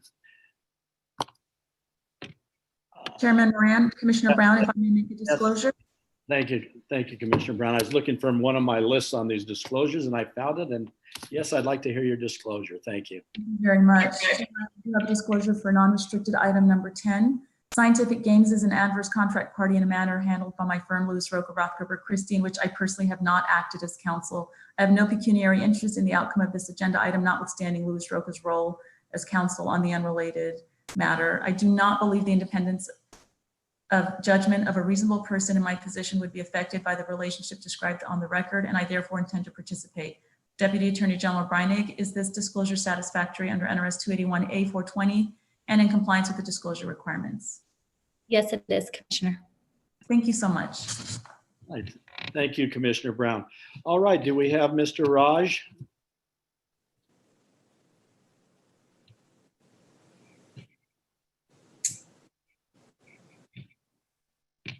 Mr. Raj, you're on mute. There we go. I think I found out how to do that. Good morning. How are you? Once again, Mr. Chairman, members of the commission, David Araj from the firm of Brownstein Hyatt Farber Schreck on behalf of the applicants. With me today, I have Jordan Levin, Executive Vice President, Group Chief Executive, Digital from Scientific Games, and Michael Fries, Vice President of Regulatory Affairs for Scientific Games.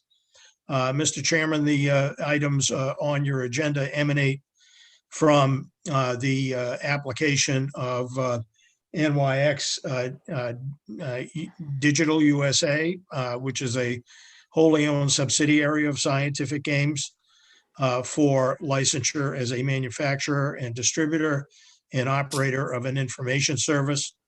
And the order of registration, of course, needs to be amended to reflect the licensing of that wholly owned subsidiary, and the equity pledges appearing on the agenda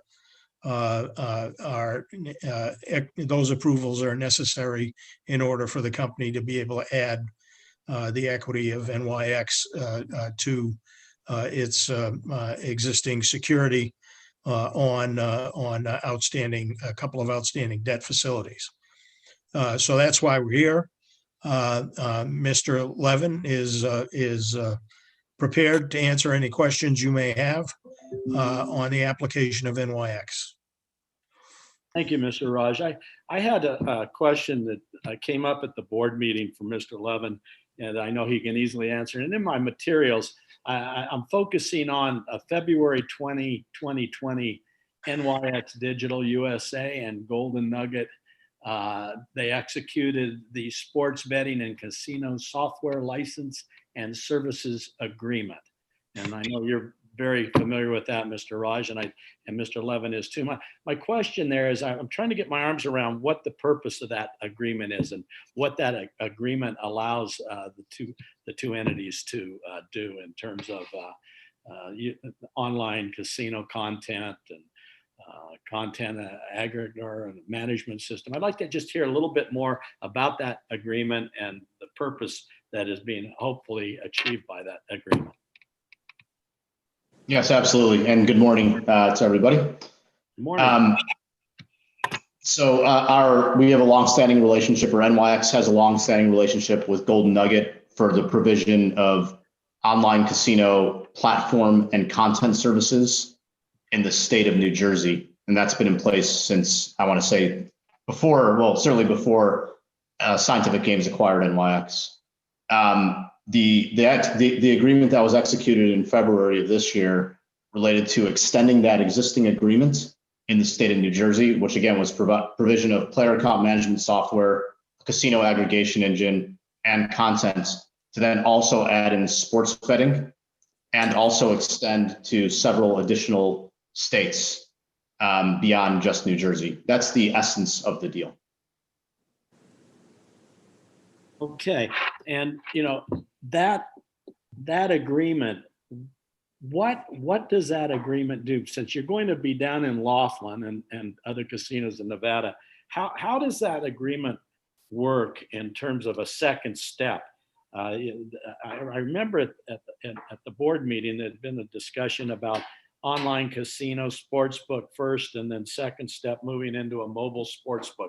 Is that kind of an outline that you're pursuing and a direction you're pursuing?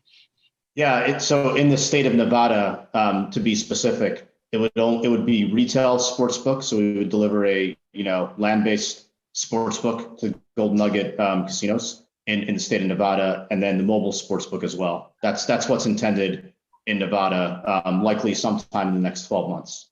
Okay, so the language and purpose of that agreement is flexible enough to allow you to expand into those areas subsequently, depending on what occurs in Nevada, correct? Correct. The agreement lists several additional states specific to the agreement, and Nevada is included as one of the states that ourselves and Golden Nugget sort of have a mutual option to pursue if it makes sense, and of course subject to licensure of entities and products. Okay, thank you, Mr. Levin. I didn't have any questions right now. I'd like to go to my fellow commissioners and see if they had any questions for either you or Mr. Araj. So I turn to my commissioners and ask if anybody'd like to step up on that. I have a question regarding the recent sale of McAndrews and Forbes, 34.9% stake in the company to a consortium led by Australian fund Caledonia. I don't know a lot about, in fact, I don't know anything about the Australian fund Caledonia. Do you know, are they going to be taking an active interest or, seek to place any directors on the board that you're aware of at the present time? Gordon, I can answer that. Good morning, commissioners. Mr. Chairman, Michael Freeze on behalf of Scientific Games Corporation. Commissioner, it is our understanding that Caledonia will not be an active investor.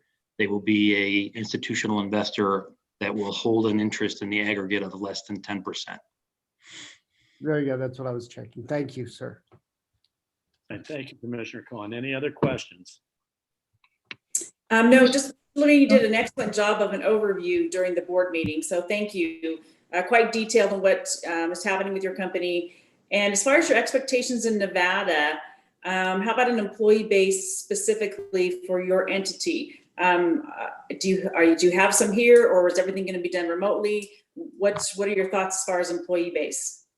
Yeah, I mean, we, as you know, we're part of a bigger company, Scientific Games, which has a very significant employee base in the state of Nevada. From a digital and sports betting perspective, one of NYX's sister subsidiaries, we provide through a company called DonBest, which is sports data and pricing.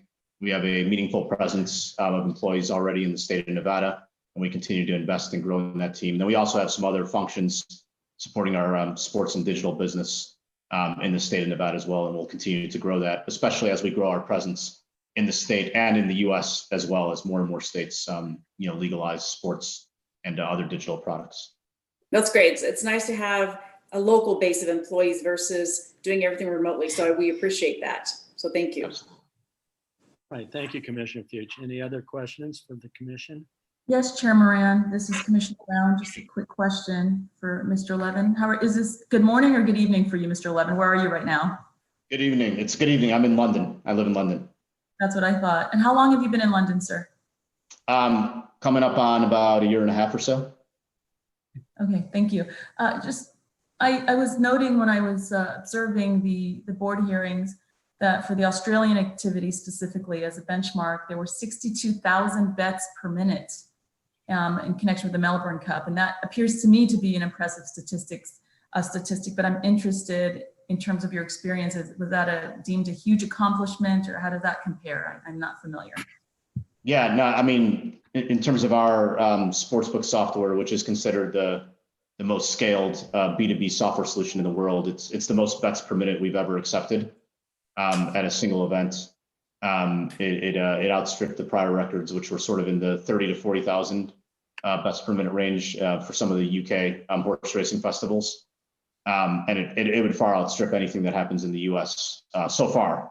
Obviously, as sports betting continues to expand, you might see some of the major events start to bump up against that, but we're a ways away from that. Thank you. I was impressed by the figure and I just wanted a benchmark to see and understand if it was as huge as I thought, and I think it is. Thank you, Mr. Levin. Thank you, Commissioner. I'll pass on the compliment to my technology teams. I personally have nothing to do with it because I'm not an engineer, but our engineers in that part of the world especially are working especially hard.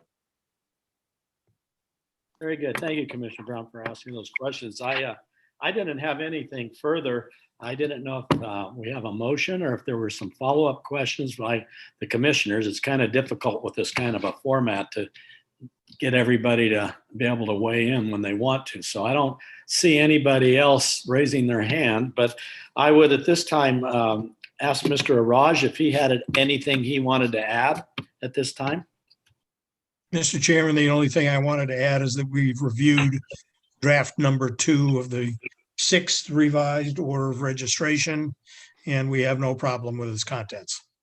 Very good. Thank you. All right, I'll bring it back to the commission for a motion.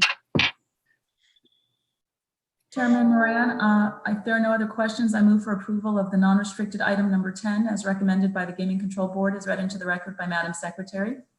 Very good. Thank you, Commissioner Brown. I guess we're ready to call for a vote, Madam Secretary, if you'd like to go down the hallway and see if we're all on board with that. Commissioner Fuchs, Aye. Commissioner Cohen, Aye. Commissioner Solus Rainey, Aye. Commissioner Brown, Aye. Chairman Moran. Aye. Thank you, Madam Secretary. Motion passes. Thank you, Mr. Araj, for coming down today and getting that done. We appreciate it. And good luck to you and your clients. Thank you. Our pleasure, Mr. Chairman. Thank you. Thank you. All right, let's go to item number, I guess, next in line is a non-restricted 11, Madam Secretary. That is correct. Non-restricted number 11 is the application of Stephen Alden Thayer for licensure as a key employee of Stratosphere Gaming LLC. The recommendation of the Gaming Control Board is for approval. Chairman Moran, I believe we have a disclosure on this item. Thank you, Madam Secretary. I believe Commissioner Brown has a disclosure. Thank you, Chair Moran. I do have a disclosure to make for non-restricted item number 11. Stratosphere Gaming LLC is a co-client in a trademark infringement matter handled by my law firm, Lewis, Roca, Rothkoper, Christie, in which I personally have not acted as counsel. I have no pecuniary interest in the outcome of this agenda item, notwithstanding Lewis, Roca's role as counsel on the unrelated matter. I do not believe the independence of judgment of a reasonable person in my position would be affected by the relationship described on the record, and I therefore intend to participate in the vote today. Deputy Attorney General Breinig, is this disclosure satisfactory under NRS 281A 420 and in compliance with the disclosure requirements? Yes, it is, Commissioner. Thank you very much. Very good. Thank you, Commissioner Brown. All right, do we have an applicant and counsel?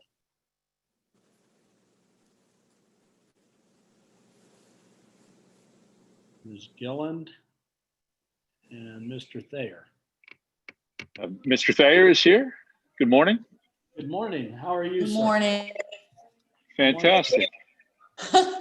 I'm a little slow. All right. Well, it looks like we have both of you here. I know that I was looking at your client's background and starting up. He's never been licensed by the commission, I see. And he started in 1989 as an executive housekeeper. And he's moved all the way along in those years up to now looking at licensure as a key employee and vice president, general manager. That's a long climb up the ladder. So, He has. Yeah, Mr. Thayer, tell me just a little bit briefly about your background. You gave it once before, and I was curious about, you going and starting off as an executive housekeeper and now coming in front of us for licensing for the first time today as a general manager and VP. So how did that occur? Tell me a little bit about what you did between that time. Sure. And good morning, Chair Moran and commissioners. I appreciate your time this morning. My apologies for the mask. I hope everybody can hear me all right. Some last minute travel changes have me at an airport right now. So hopefully there's no announcements during this and we can get through it pretty quick. So yeah, I started out down in Atlantic City back in '89 in the housekeeping department. I really started before that. I drove a warehouse truck for the Sands down there in Atlantic City as summer jobs. But loved the industry. Started at the Sands down there. Spent about 5 years down there working my way through housekeeping, uniform room, recycling manager, buyer and purchasing. Just getting my feet wet in this industry. Then decided to jump out of the gaming side for a little bit. Spent 10 years on a straight hotel hospitality with Wyndham International. Moved up to Philadelphia, then out to Phoenix, and then back to Boston, and then Chicago with them during that 10 years. Ended as a general manager of a small property outside Chicago, and then decided I wanted to get back in the gaming industry, and where better to do that but Las Vegas. So came out to Vegas with Caesars Entertainment for 15 years, Rio and Caesars Palace out here. And then was asked to go down to Atlantic City, or back to my kind of roots and home, for the last 7 years.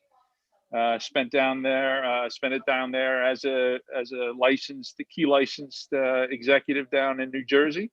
But then wanted to come back to Las Vegas. Atlantic City's going through some trying times, unfortunately.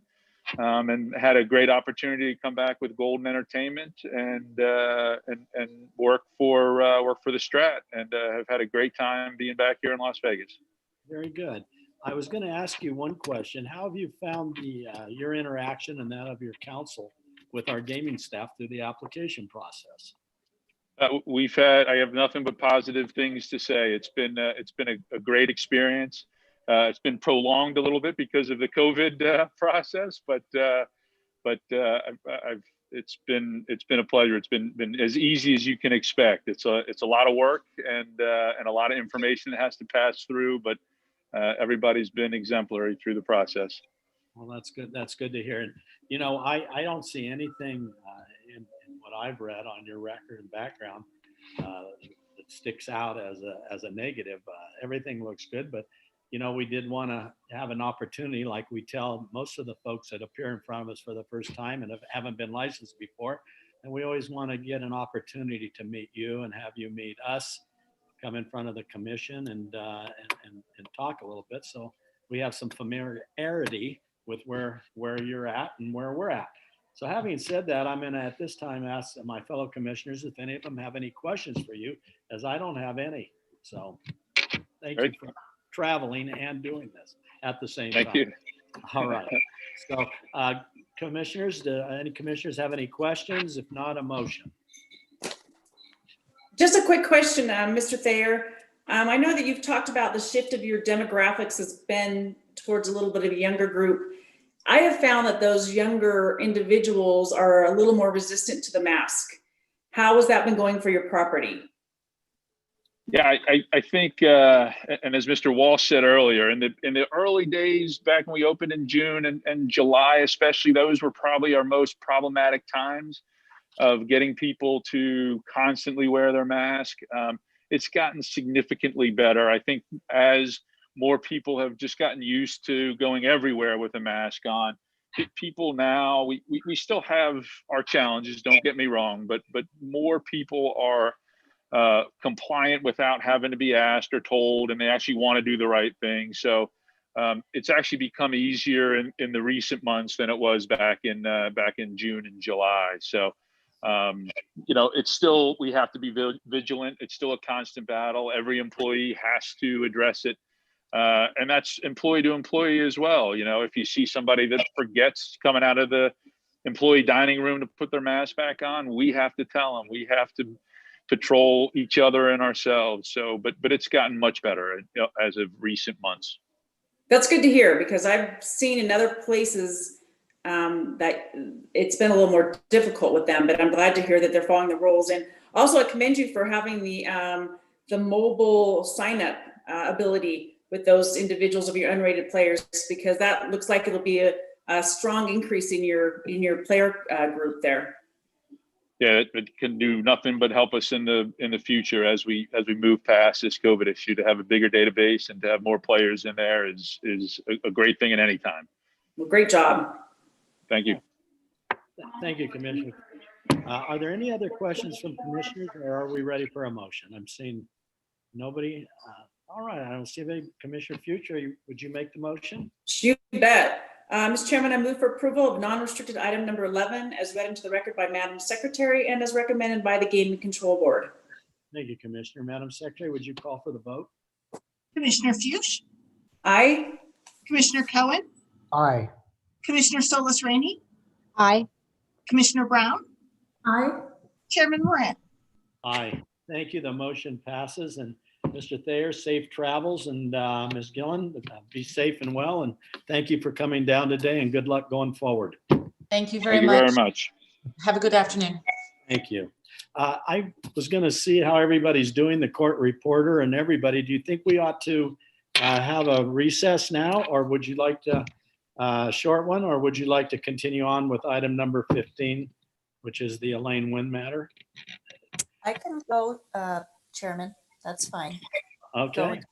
All right, then we'll go ahead. Madam Secretary, would you call the next item? Non-restricted number 15 is the application of Elaine Pascal Wynn for a finding of suitability as beneficial owner of Wynn Resorts Limited. The recommendation of the Gaming Control Board is for approval. Very good. Thank you, Madam Secretary. Do we have Ms. Wynn present and Mr. Alonso and Mr. Farrell? Mr. Chairman, can you hear us? Yes, I can. I can see you too. And I Okay, can great. see Ms. Wynn. I like that heart on your, that's very nice. That's awesome. Hard for you. I'm doing good. How are you doing? You look great. Thank you. I think you look amazingly wonderful. It's been quite some time since we've seen each other. I know it had to be a few years back we bumped into each other, but it's always good to Yes. see you and have you in front of us, and I appreciate that. And you brought two good attorneys with you, so I'm outnumbered here. So, I wanted to start off on this. You know, I looked at all the material. Mr. Chairman, Yes. would you mind if I made my introduction and Go ahead. got through that I part? was in the old days working with you that I was. Go ahead. Get on the record there, and you're absolutely right, both of you All guys. right. Thank you very much. Mr. Chairman, members of the commission, excuse me, and Madam Secretary, for the record, I'm Michael Alonso, and I'm here as co-counsel to the applicant, who is Elaine Wynn. It's my pleasure to introduce Elaine to the commission, although an introduction likely isn't necessary. I'd also like to say that my co-counsel, Mark Ferrario, is here, who's also well known to the commission. Before we get started, Mr. Chairman, I did want to touch on a couple of issues. First, I would just like to thank you and the commissioners for agreeing to reschedule this matter a couple of times to allow Elaine to get some rest and recover. And second, I do want to again recognize Senior Agent Chamberlain for great work on this matter. As you started to say and is on the agenda, Elaine is an applicant for finding suitability as beneficial owner of Wynn Resorts Limited. Elaine is not a member of the company's board of directors and has not been on the board of directors for several years, back to 2015. Moreover, Elaine is not involved in management at Wynn Resorts. Elaine is a shareholder at Wynn Resorts, as reflected on the agenda, and her focus is on philanthropy and on some amazing things that she's doing in our community. And she's going to get into that. So I'm going to turn it over to Elaine to give you some background on her history in the gaming industry and her passion for philanthropy and the work that she does benefiting our community. Thank you. Very good, Mr. Alonso. I'd like to hear that. I've read extensively, and in fact, I've lived here and all the things that Elaine has done over the years, and it's really an incredible thing. In fact, I had to kind of schmeckle a little bit when I was reading it, where she got her start back at a bingo place back east when she was a very young person, because my wife started out in gaming as a cage cashier at the Frontier Hotel in the old days. So I kind of saw that spill over. But I want to hear from you. This is your day, Elaine, and I'd like to hear from you and all the good things that you've done over the years with your life and being in gaming. So please proceed. Thank you very much. And so now formally, good morning, Commissioner Moran. And then for the record, you do look very well. It's nice to see you so fit. And good morning to the other commissioners. I'm very pleased to be here with all of you. And again, I would express my gratitude for your allowing me to have a little bit of extra time before we had this hearing today. As you have heard from Mr. Alonso, and I take him for granted very often as well, I discount that he's with us. And so I know it was important for him to have his opening. But as you've heard from him, I'm here today as a shareholder and as a cheerleader as being the co-founder of a company that I dearly love, having said that I loved all of the companies that I worked with throughout the years. He's also indicated that I no longer have a formal role with the company, although I visit often, and whenever I'm there, I still feel deeply connected and proprietary to that property in all of its locations. It was interesting to see Tom Gingoli earlier today. Anecdotally, Tom is married to one of my favorite people. She was my original assistant at the Golden Nugget and stayed with me all the way up through the Win, and was the very first person who oversaw the Golden Nugget Scholarship Program, which was the beginning of my introduction into education in our state. And of course, from there, worlds opened up. And throughout the years of my being at our companies as well as beyond, the various philanthropic and civic engagement that I've had were a definite outgrowth of being part of companies that subscribed to and supported the notion that it was good to be good partners in your community. Not only because it was the right thing to do, but because of all of the families involved, not to mention raising your own children in a community that needed to grow along with the industry. So my focus, of course, began particularly with education. And when I got involved in the scholarship program and the Clark County School District in particular, I came to understand, aside from wonderful valedictorians, that we had lots of kids falling between the cracks and not surviving. And that caused me to pivot and refocus on our at-risk youth. And from there on, that's been a deep and abiding passion for me that is central to all the work that I've done, although there's been more than just that. And I would also suggest, this is not the Elaine show. Throughout the years that I've done all this, I've had so much help and support from myriads of people and colleagues, both in the industry and outside of the industry. And I'm very grateful for that. I know I will never forget where I come from. And I know that I'm in a position to be able to do this because of what this industry did for me and with me. So with regard for education, I began with Perry Rogers and Andre Agassi and helping them create the Agassi Prep School. I co-founded the After School All Stars, which I'm proud to say is still alive and running well. And of course, Communities in Schools of Nevada, which provides wraparound services for our at-risk kids. And I'll refer to that a little bit later in some other fashion. I've served under 4 different governors in some education capacity, starting with Governor Miller, and then on to Governor Gibbons, where I co-chaired a blue ribbon panel for Race to the Top funds. And then of course, under Governor Sandoval and Sisolak, I have been the president of the State Board of Education for way too long, including up to this very moment when we have been living through our biggest challenge of all. I also was involved in UNLV. I chaired the opening of the Thomas and Mack Arena, which feels like eons ago. I chaired for a particular period of time the UNLV Foundation, and it cemented my great love of basketball, which I will also refer to in a moment. With regard to my local activity, I'll continue to mention a few of that, but I've been able to branch out as well nationally in some major wonderful opportunities.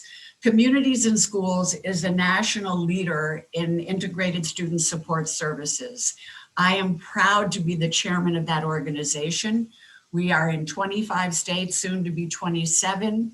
We serve over 1,800,000 children in 2,800 schools.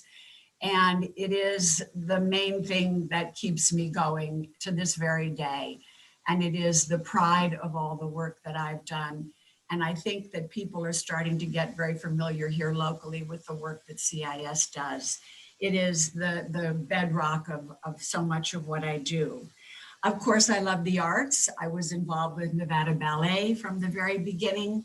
The Smith Performing Arts Center, we have an education outreach program that makes a lot of art available to our children who otherwise would not be exposed to it. I have been blessed to be a trustee of the Kennedy Center for 10 years under 2 different presidents, under George W. and under President Obama. A true gift because we were able to bring some local programs to Nevada through that partnership. I am now currently the co-chair of the LA County Museum of Art. I live part-time in LA because my girls and grandchildren are there. And this is a frosting on the cake assignment that I am dearly loving. I'm currently on the Smithsonian American Women's History Initiative. And now that we're focusing on women in particular, this is fulfilling another lovely thing. With regard to sports and basketball, from the Runnin' Rebel days, I became a crazed basketball fan, which led to the invitation of USA Basketball to come and train in Las Vegas while they were building up their Olympic team.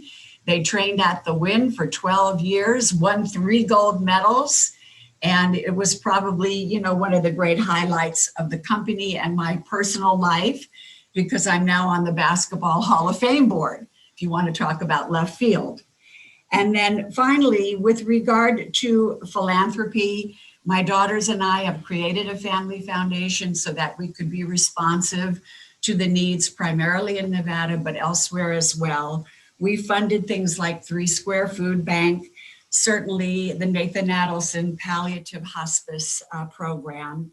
But the thing that I would want to close and be most boastful about, but remind everybody it is a collaboration, that when we had a state board meeting in the spring and discovered how many children were dropping out of school because they were no longer at school and did not have connectivity, I became very alarmed at the prospect of entering school this fall in a virtual situation where our kids would not be in front of a teacher. So I reached out to our good friend, Jim Murrin, who was heading up our state task force. And I said, Jim, I know we've done a good job with PPE and all of the health initiatives, but there is a looming large problem with our education system. And if we don't tackle it now, we're going to be faced with hundreds of thousands of kids not in school. So we created a mini task force, and through the work of Poonam Mather, who is my executive director of my foundation, our state superintendent Ebert, and hundreds of collaborators, municipalities, counties, all of the state superintendents. I can tell you right now, we are probably the only state in the country that can boast that we have signed up over 99.9% of our children to internet, and they have devices. And I had an update this morning. There are only 200 children in this state who are sort of missing in action that we have not been able to find, and we still haven't given up. We have about 2,200 left who still need to be hooked up, but we know where they are and we know where they live, and we're now doing the needle in the haystack work for them. But it has been, I would say, if that's a swan song for me in this role, I am grateful for the effort. I think it was Nevada coming together in the most amazing effort to do something brilliant. And we're going to continue on and now address the mental health issues that are challenging so many of our youngsters as well. So you can tell by my passion and energy and enthusiasm, I haven't been at work in an office, but I've been at work. And I am a Nevadan, and I'm about to move into a new condominium. So if nothing says home means Nevada more than investing in a new residence, I think that does too.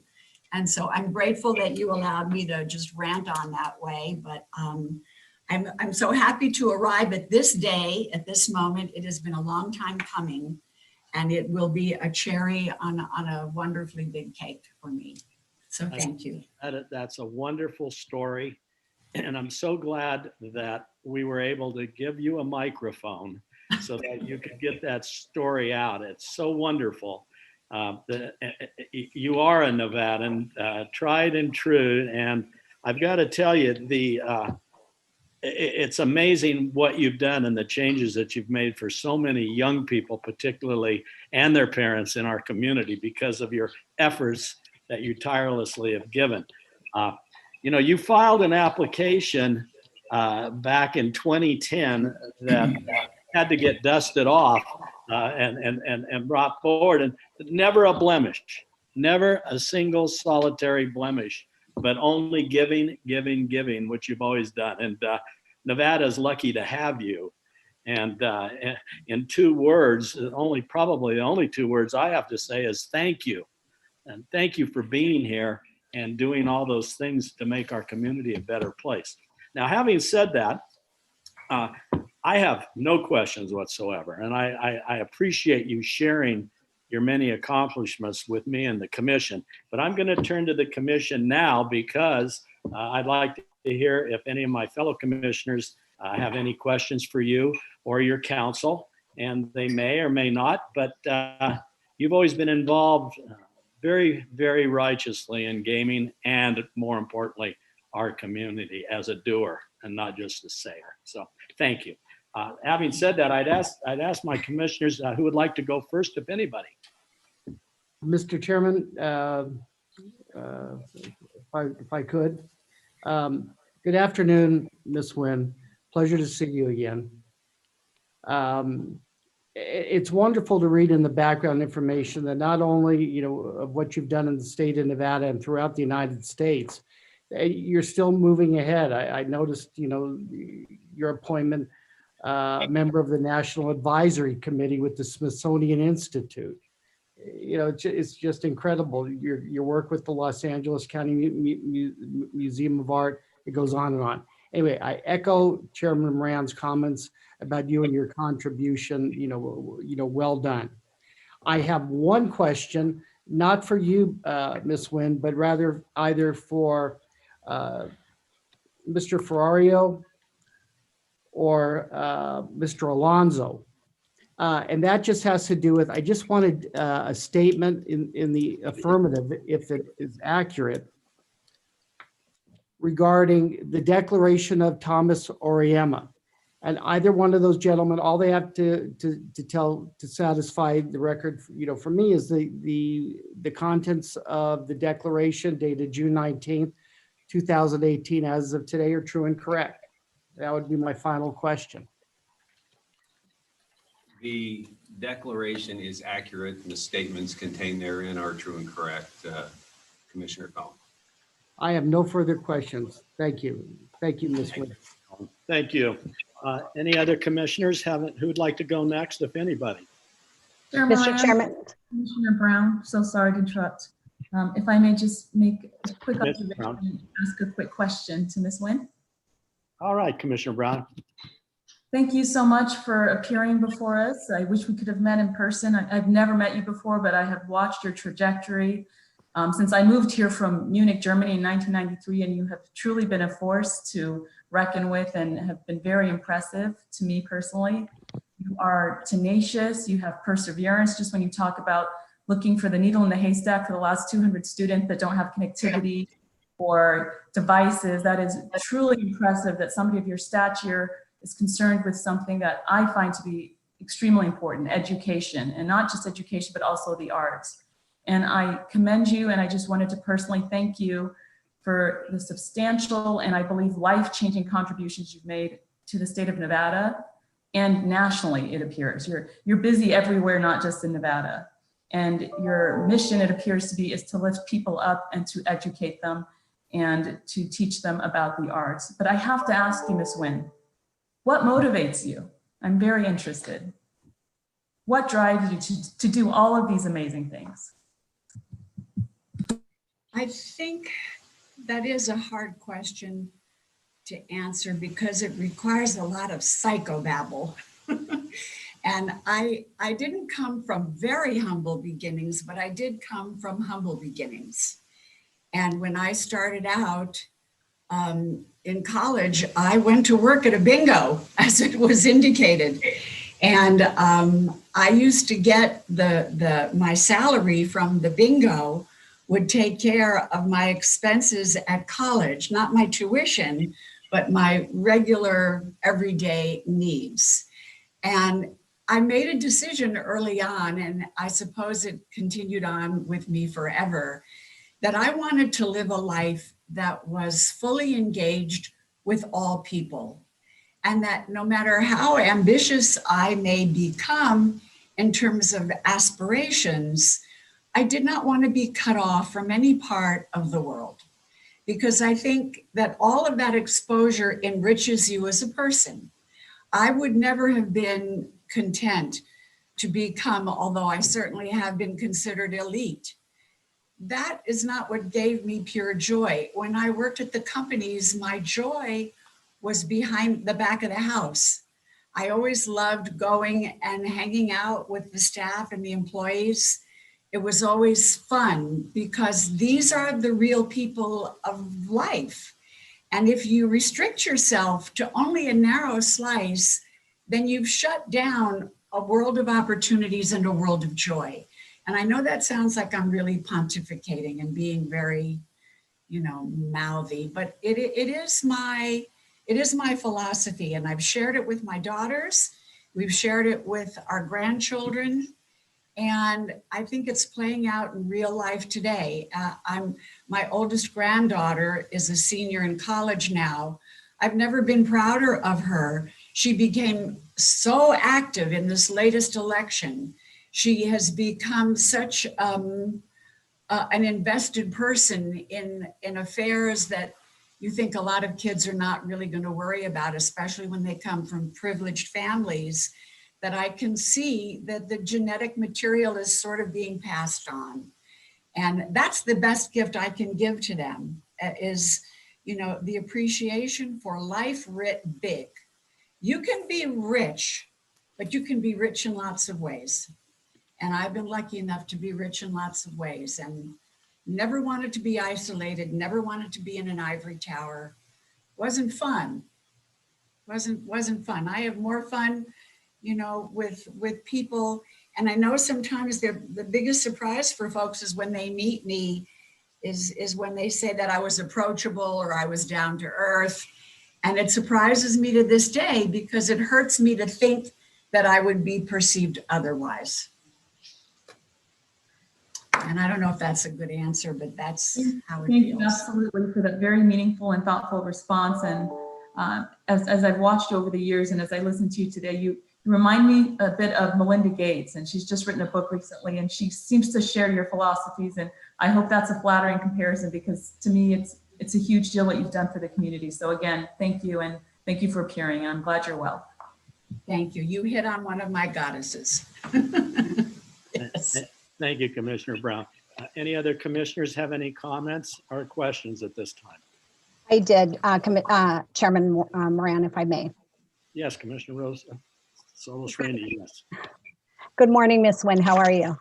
I'm well, thank you. You look wonderful, and I hope you've had a full recovery. I also want to thank you for appearing here today, and your list of accomplishments demonstrates that you've lived the philosophy that you've just described, and I appreciate that, and I want to thank you, particularly with respect to your efforts to education of at-risk children. You're giving those kids hope, and you're giving them, you're changing their lives, and for that, I commend you on that. With respect to the matter before us, I want to assure you that I've read all of the materials that we were given, and I have only a couple questions, but I want to preface it with saying that during the September Gaming Control Board meeting, there were a lot of materials that were referred to. We don't necessarily have all of those materials in front of us. We have most, and I've obtained what I thought was pertinent to this. The only questions that I'd like to ask, and they're, again, for the sake of the record and for clarity in my own mind, and also perhaps for the benefit of others that might be faced with self-reporting situations in the future. I understand that when you learned of the 2005 incident in 2009, you took steps and significant steps to report the allegations, both to your outside counsel and then later to your company's general counsel. Is that a fair summary? Yes, it is. Okay. With respect to the allegations, when they came to your attention and when you reported them, was it clear in your mind that the allegation was about an incident that occurred on the property and involved an employee? I'm sorry, can you repeat that again? Apologies. Was it clear to me about the purported facts? Right. Was it clear to you that the allegation, whether true or not, I just want to know whether in your mind, whether it was clear that the allegation concerned an incident that occurred on the property and involved an employee? The allegations did, yes. Okay. And you shared that with your counsel? Indeed, I did. Okay.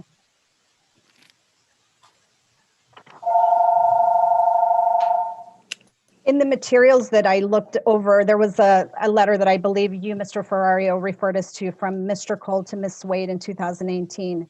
And in that letter, it stated the following.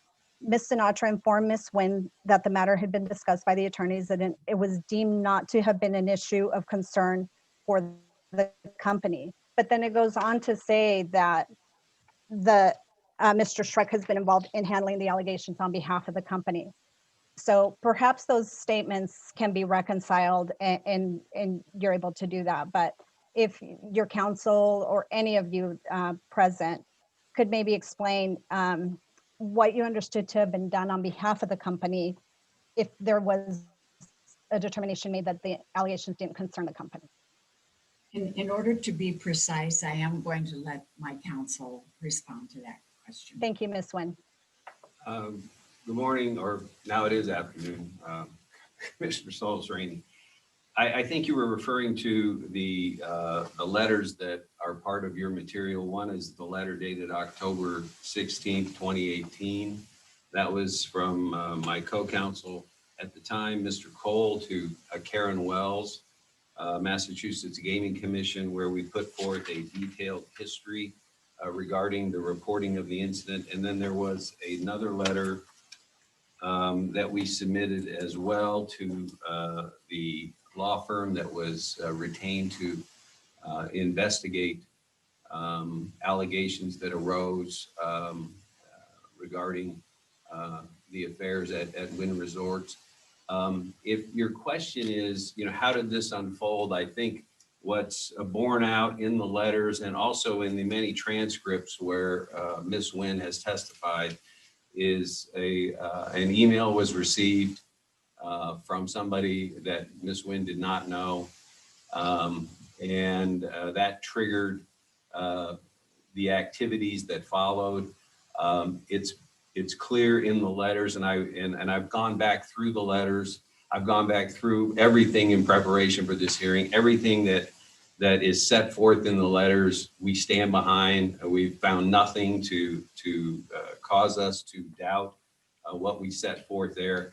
But without reading it and just summarizing it, essentially what occurred was there was an outreach from Ms. Wynn's then divorce counsel to Mr. Wynn's divorce counsel.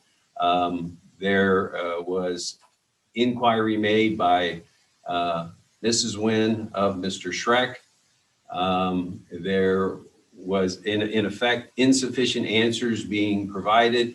And what I would call your attention to in particular is the letter from Mr. Schiller dated 4/21/09, where he indicates that if things are not resolved, Ms. Wynn is going to report this to general counsel. That's in fact what happened. Ms. Wynn did report the incident, or that was described in the email to general counsel. And that's when she was told essentially that the matter had been investigated and that it was essentially a personal matter. But again, I would refer you to specifics to the letters where we set that out in great detail. And again, all the transcript for this has been addressed. And then I would also call your attention to the declaration referenced by Commissioner Cohen, where Tom Ariyama, a well-respected person in the gaming industry, analyzed all the facts and concluded appropriately so that Ms. Nguyen fulfilled her a fiduciary obligation at the time to report the incident, in reporting the incident to then General Counsel. Thank you for that, Mr. Ferrario. It was the letter that you referred to from Mr. Cole to Ms. Wells. And I understand that. I think I understand this was a difficult time for Ms. Nguyen personally, and I think she took responsible and appropriate steps in following up. I'm just trying to reconcile in my own mind whether the lawyers understood, that this is something that had occurred on property, that involved an employee. So I'm just surprised that there was no reporting. And Commissioner Solis-Rainey, your feed is pausing, and I'm not. For some reason, I'm not hearing what you're saying. I apologize. Can you hear me better? That's good. Yeah. For some reason, you were toggling back and forth. And I apologize. I'm not sure. I got a message on my screen that said my connection was unstable. So I'm not sure what caused that, but hopefully it's better. Just to reiterate, I do appreciate your responses, and for the benefit of the record, and for others who might later look at the record, I am satisfied with the steps taken by Ms. Nguyen, both to report the incident and to follow up on that.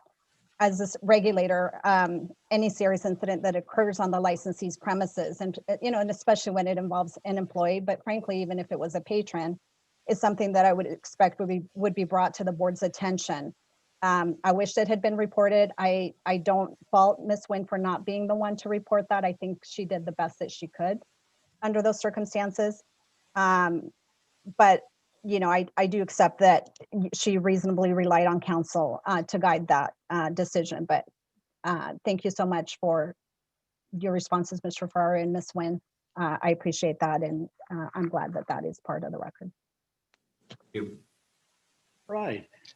Thank you, Commissioner Solis-Rainey. I appreciate that. And I wonder if there's any other comments or questions for Ms. Nguyen or her counsel before we. Oh, yes, Commissioner Fuchs. Hi. Thank you. I was hoping you'd weigh in on this. Well, just two things. All the questions are actually the statements put forth by Commissioner Cohen and Commissioner Solis-Rainey kind of fulfilled the answers I was looking for. I just wanted to make sure that we had put on the record that Ms. Nguyen believed that she fulfilled her fiduciary obligations as a director at the time back in 2009. I think that's been established now.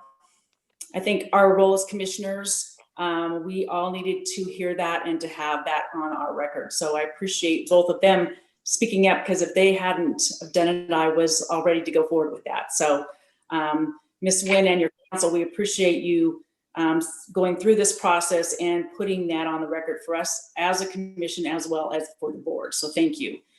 And really my other only comment is I'm really happy today that you focused, Ms. Nguyen, you focused on your philanthropic endeavors in your role right now as a shareholder. It's wonderful to hear of your continued efforts both locally and nationally. And I truly admire your efforts, especially with the Board of Education. What's happening right now to our kids is there really are no words. The position that both parents and the children have been put in, and your efforts and the Board of Education to take care of those families, that's a tremendous endeavor. And I'm a grandmother, hate to say it, but a few times over now. And I know some of those kids that are out there need that help and the materials to help them get through this. It's a rough time. And as a parent, I don't know how I would have been able to do this when I was working full-time, my husband working full-time, and taking care of the kids and making sure they're getting the education they need. So just a sincere thank you for all of your efforts in that particular role of helping the kids in our state. So thank you. Thank you, Commissioner. I would be remiss if I did not also call out all of the educators, all of the teachers, all of the principals, all of the staffs at the schools that have sometimes been portrayed as selfish and uncaring and reluctant to serve. The majority of them are dying to be at school. and in their roles right now, they're taking it seriously. They've been engaged in training. They started out a little bit rough, but they came from behind, but they've gotten better and better at their virtual learning skills. And so I think we have a debt of gratitude to our teachers and our educators as well. Well, my daughter-in-law is a teacher, and she handles autistic children.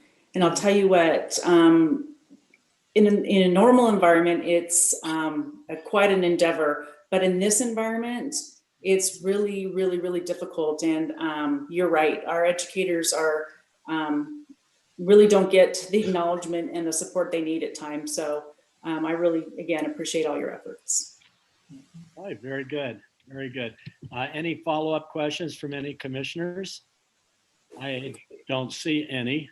I appreciate everybody having to joining in and questioning here. You know, one thing in this, you know, just to make one comment, I put a lot of faith in our staff, and our staff prepares the commission, and our investigative staff is beyond reproach. They awesome people that do that work for the state and state gaming. And when I read a summary report on the case that's before us today, Ms. Wins, and I look at the language and I see in the language, Ms. Wins paraphrasing, 1978 Gaming Control Board licensing investigation did not reveal any derogatory information or concerns. And then when I see it goes on and recites the current investigation, paraphrasing, did not reveal any areas of concern. And when I know our investigators and our staff that are A+ out there, and they make a statement like that, and they say there's no areas of concern, that weighs very, very, very heavily with me. I have a little bit of a law enforcement background, but when the ones that are investigating and enforcing make that tells me a lot. And I want to just, I know we've all had questions, but I wanted to say to Ms. Wynn, thank you so much for coming down here today, and thank you so much for being a good corporate citizen in the state of Nevada, and for being a good person at heart, just like the one on the outside of your outfit you wore today, which is very nice. But I got to tell you, I'm ready for a motion, and I'm hoping that there's a motion maker there, and I know there will be. Mr. Chairman, I'm happy to go forward. Ms. Wynn, you truly are an inspiration to not only women, but just community leaders. I think you've shown a lot of strength through this process, and I'm more than happy to move for approval of non-restricted item number 15, as read into the record by Madam Secretary and as recommended by the Gaming Control Board. Very good, very good. We have a motion made, and I appreciate that. And I'd go to the commissioners. Is there any comment on the motion or discussion on the motion? Hearing none, I will at this time ask Madam Secretary to call for the vote. Commissioner Fuchs? Aye. Commissioner Cohen? Aye. Commissioner Solis Rainey? Aye. Commissioner Brown? Aye. Chairman Moran? Aye. Motion passes unanimously. And once again, thank you, Ms. Wynn, for coming down today, and stay well, stay healthy. And thank you for both your counsel and doing an excellent job in presenting your case to the Gaming Commission today. So good luck in going forward. Thank you, Mr. Chairman. Thank you, commissioners. Thank you. Thank you. All right, Madam Secretary, do we need to take a break before we go to the last, or do we have enough gas in the tank, so to speak, to wrap it out? We're down to the end of it, I guess. What's the pleasure of the commission? And most importantly, the court reporter, do you want to press ahead, or would you like to take 10 minutes in recess? Nope, I'm fine to go ahead, Chairman. Thank you for asking. All right. All right, then we'll go ahead, Madam Secretary. Let's, I think that completes our non-restricted, and we can go on to the restricted holdouts. Yes, it does. And the first item for restricted being held out is restricted number 4, which is the application of Veer Sohai Inc. doing business as 7-Eleven store 38276 for restricted gaming license and the application of Tanvir Singh Sohai for licensure as sole officer, director, and shareholder. The recommendation of the Gaming Control Board is for approval with the condition as noted on the agenda. Okay, very good. Is the applicant present and Mr. Donato? Yes, Mr. Chairman, good afternoon. Jeff Donato here with the applicant is joining us by Zoom, Mr. Sohi. We do not have a affirmative presentation, but we're happy to be before you today, and we're here to answer any questions you may have. I had this put on before, and I was questioning. I'm looking at my notes. Was he licensed previously? I thought he had been. No, this is his first time being licensed. Oh, okay, very good. Then that helps me out. Thank you. I noticed at the board meeting he had an incredible background and history of really a self-made man. I think that board member Phil Casaros, paraphrasing him, says he has a clean background and a great story, and I would agree. I really didn't have any questions for him. If he could just briefly share a little bit about himself. It doesn't have to be too extensive, and tell me a little bit about his background history and how he now came to be involved in gaming. Sure, I'll let Mr. Sohi go ahead and go into that information for you. Hi, good morning, everybody. Chairman, Mr. Moran, all the commissioners, and Madam Secretary. Actually, this time is afternoon, I believe, because I was joining at 10 o'clock in the morning. So actually I just came from India. Then I started working 7-Eleven because when you are, coming to a new country, you have to start at one point. So, but my background was in India. I always liked to study, and I was always look into, that time I was not sure what I need to do. So I was studied in computer science in my distance education learning due to one of the state university, and I get good grades over there. Then I came here, I started in 7-Eleven, and I learned quickly because I still have, that passion to be coming to one of the high qualified kid in a school from my teachers. They said you will be doing good in life. And then I was picking that letter up. Then I get a chance or opportunity to finish my MBA that I always dreamed of, to be, have that gown and walk the ramp. Then I cleared that. Then after that, it always a dream to become an entrepreneur. Then my uncle always suggested that you need to do only what you learned. So I learned in my life to become a 7-Eleven owner, because that's always a dream. I love my kids to see wait in that line, drink a Slurpee, and I want to buy for them, or I want to enjoy time there. But before that, I went to Wynn Hotel, worked for Wynn Hotel, then as a quality assurance supervisor. Then over there, I get an opportunity to become an assistant manager. Then after that, I went to manager in the Encore Hotel, because that management position open in the housekeeping department. Over there, I also get an opportunity to learn and get days off to utility managers, runner managers, also the warehouse manager in the housekeeping department.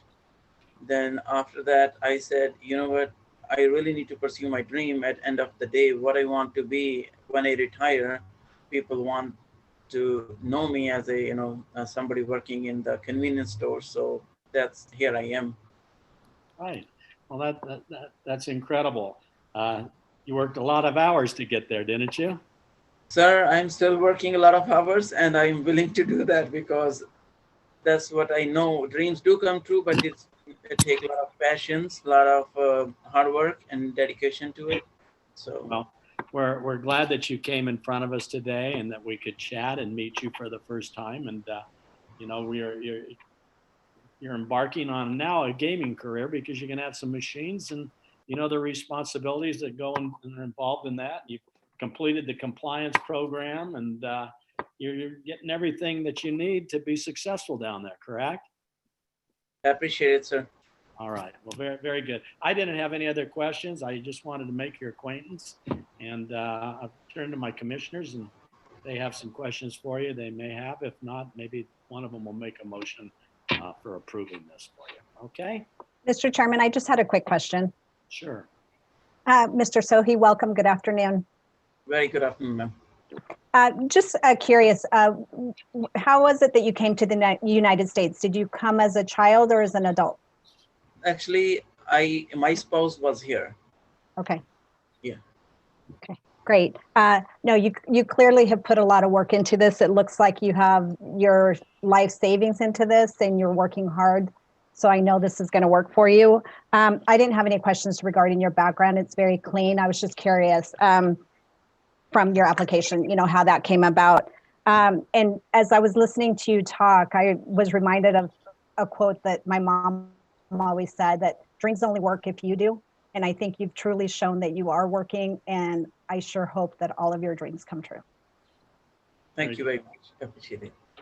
Very good. Any other commissioners, and do we have a motion?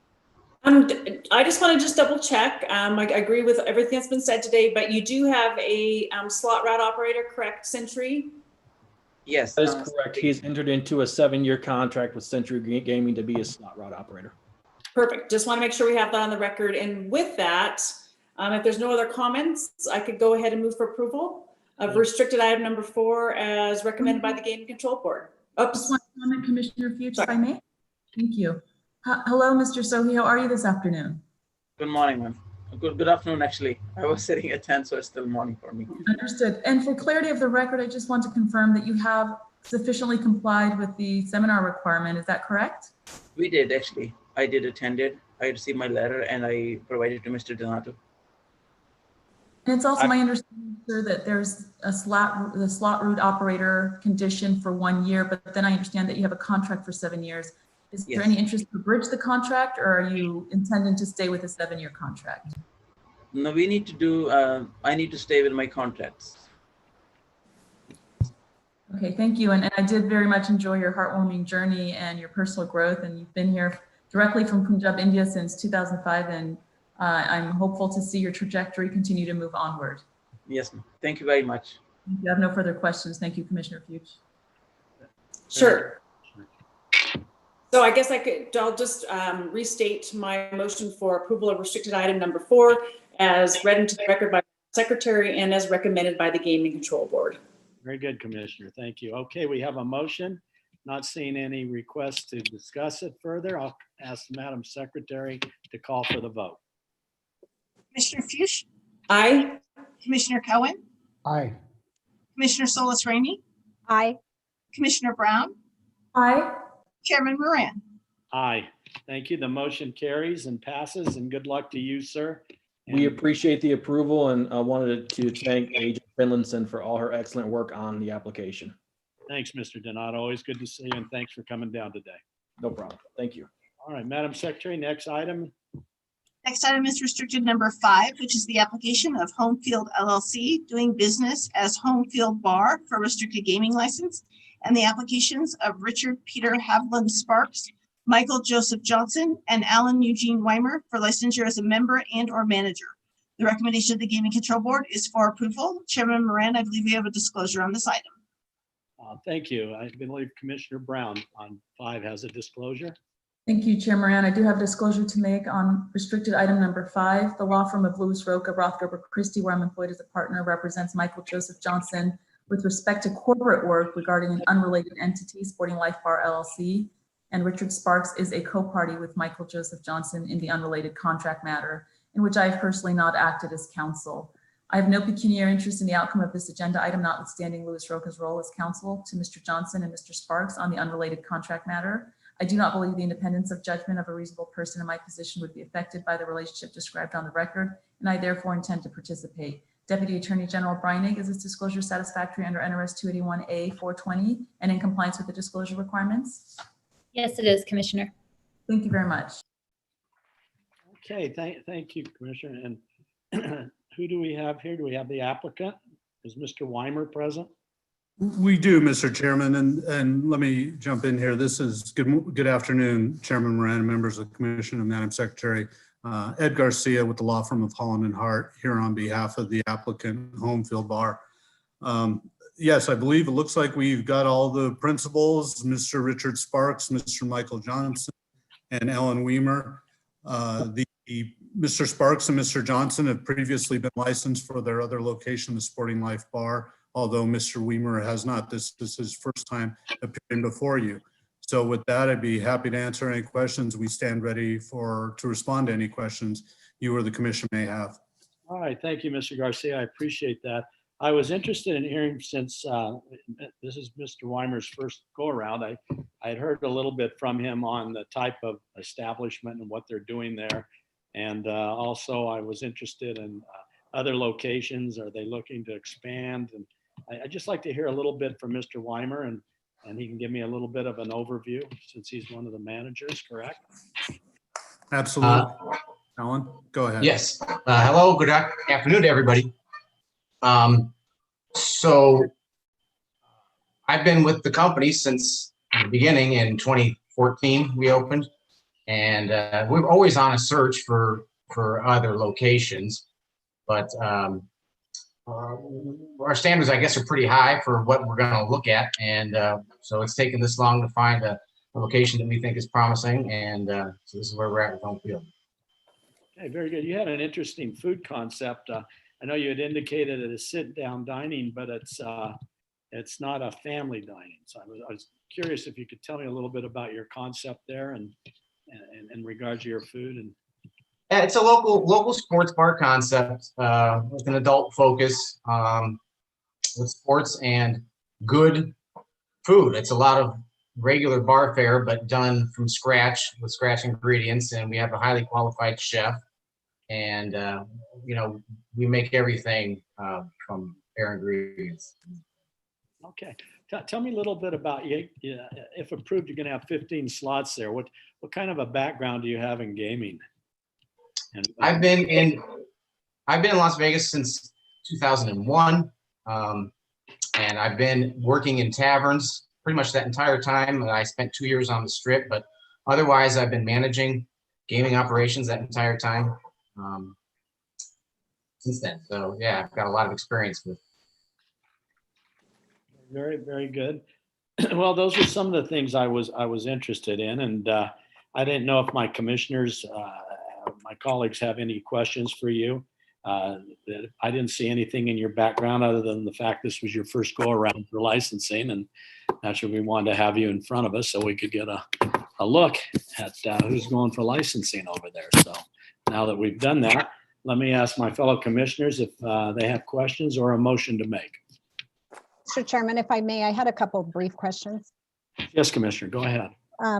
Mr. Weimer, are you making a financial investment with respect to this? Yes, I am. You are, okay. It wasn't clear in our materials. And then I just wondered if you're still on track to open this month. I don't think this month is realistic, but certainly by December. Okay, great. I don't have any further questions. Thank you, Commissioner. Any other questions? Not, well, Commissioner Brown. Thank you so much, Chair Moran. Mr. Weimer, thank you for coming before us today. I'm very excited to hear that you were proud about the quality of your food and that you have a 12-hour marinade for your chicken wings with a special baking process. It sounds pretty impressive, and there's always room to elevate the culinary arts here in Las Vegas off-strip, so I commend you for that. And can you tell me how you and Mr. Johnson met? I think you have worked together for 20 years. Tell me about how you met, what your first venture was, a little bit of background on that, if you would, please. Mr. Johnson and I go back to the late 90s sometime. I moved to Columbus to go to Ohio State and needed a job, and got a job as a server at a restaurant where Mr. Johnson was the manager.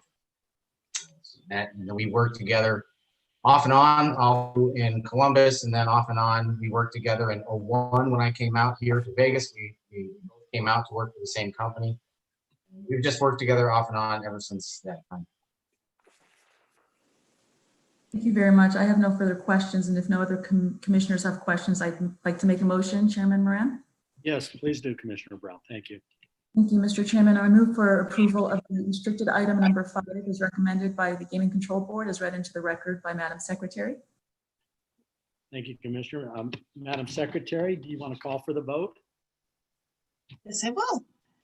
Commissioner Fuchs, Aye. Commissioner Cohen, Aye. Commissioner Solus Rainey, Aye. Commissioner Brown, Aye. Chairman Moran. Aye. Thank you. The motion passes. And good luck to you, sir, in your venture over there. And look forward when you start expanding over there, coming back in front of us. So thank you and have a good day. Thank you, Commissioners. All right, Madam Secretary, next item, I believe is item 12. That is correct. Restricted number 12 is the application of United Coin Machine Company doing business as Century Gaming Technologies, doing business at Living the Good Life for restricted gaming license. The recommendation of the Gaming Control Board is for approval. All right, thank you, Madam Secretary. Do we have an applicant? Is Ms. Rower here and Debbie Richardson?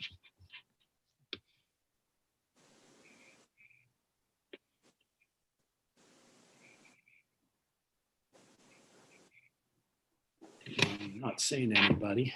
All right. Oh, there's Ms. Richardson. Can you see me now? I can't see you. Let me. Wait a minute. I think it's just updating now. There we go. Oh, I see you now. Thank you. Good afternoon. Good afternoon. How are you? I am good. Thank you very much. I believe Miss Gina Rohr is on the line. However, I do not believe she's going to have video available. Okay. Well, we can do on the line. That'll be fine. And you're obviously very familiar with this matter, and Yes. Recently, just to get down to the bottom line, is tax liens, as you're well aware. It appears to me, from the information I have seen, that that your client is in fact addressing this and has made substantial progress in paying off these liens. And recently, I saw that what is at issue, it appears from our staff, if I don't think I misquote, but it appears from our staff that the only item is the amount, and that deals with interest on late penalties. Is that correct? That is absolutely correct. And she has completely made tremendous efforts, and I'm very proud of what she has done. And that is why, as a company, we're very happy to move forward with her as a partner, because she's been 100% forthright with everything that she had going on. She never ever tried to, hide anything or mislead us in any way. So having said that, what we're down to now is approximately $6,000, maybe 100 and some odd dollars that is showing as outstanding in the interest and penalties. But she has been advised by the Nevada Department of Taxation to apply for a waiver for those fees. I'm certain you've heard or know that there were some issues with how some of her payments had been applied. So, some of the numbers may be off slightly in her favor, I would say, but they have advised her to apply for the waiver. She is in that process, and we do believe she's going to be granted that waiver, which will catch her up entirely. She will have no outstanding payments. And another point I'd like to make is, she pursued to get this resolved. She was on a payment plan, but when she got the money, through the COVID relief, she used that money to get this, put back in order. And I think that says a lot about, where she wants to be and how she wants to move forward as a business operator. All right. Well, I couldn't agree more. And, her ability and incentive going forward to pay and continue to pay and try to get to the bottom of it says a lot about her. And not everybody has the money to pay for taxes, but she has done, it appears to me from what I've seen, has gone forward and has tried to make every effort to pay what may be due. So I don't have any questions. I'll ask my fellow commissioners if they have any questions for you or her or a motion. Mr. Chairman, I don't have any questions, and I'm happy to make a motion unless others have questions. None? Okay. Thank you, Commissioner Solstrate. Thank you. I move for approval of restricted item number 12 as read into the record by Madam Secretary and recommended by the Gaming Control Board. Excellent. Motion made, and I would, if there's no comments, I'd ask for the Secretary, Madam Secretary, to call for the vote. Commissioner Fuchs, Aye. Commissioner Cohen, Aye. Commissioner Solus Rainey, Aye. Commissioner Brown, Aye. Chairman Moran. Aye. Thank you. The motion passes, and I appreciate your client coming down today, even if it was by telephone. And Ms. Richardson, thank you for representing her interests and doing a fine job in bringing that to our attention. And all I could say is I'm glad that she's going to get this off of her plate so she can focus more on her business itself. So thank you and have a good day. Thank you very I much. just wanted to say, I would also like to say thank you very much to the commission and Mr. Chairman. I really appreciate your time today and the investigator that helped me through all of this. She really did a good job at helping me maneuver through some of the efforts here. And I just want to say thank you to all of you very much. Thank you. We have some good people on our staff, and thank you for making comments about them, and they are good. So good luck to you. Yes, thank you. Thank you. Well, I think that takes care, Madam Chairman, of the of the restricted. We have, I think, one item left. Is that? No, we have two. We have the settlement of the complaint. So why don't you call that item? That is correct. The next item is your consideration. For your consideration, you have a stipulation for settlement and order settling the complaint filed in the matter of the Nevada Gaming Control Board versus Beth M. Larson, case number 20-12. All right. Thank you. Mr. Chairman? Yes? Mike Sops with the Attorney General's Office. Good afternoon. Good afternoon, members of the committee, Secretary. I'm here on this matter, but before I go forward, I think that Mr. McKenzie, who represents Ms. Larson, is also on the line, so perhaps we'll just see if he's there. That'd be great. Is Mr. McKenzie here? Yes, thank you, Mr. Chair. Chris McKenzie. Very good. Good afternoon. All right. Mr. Thompson, do you want to proceed on laying out for the commission where we're at on this?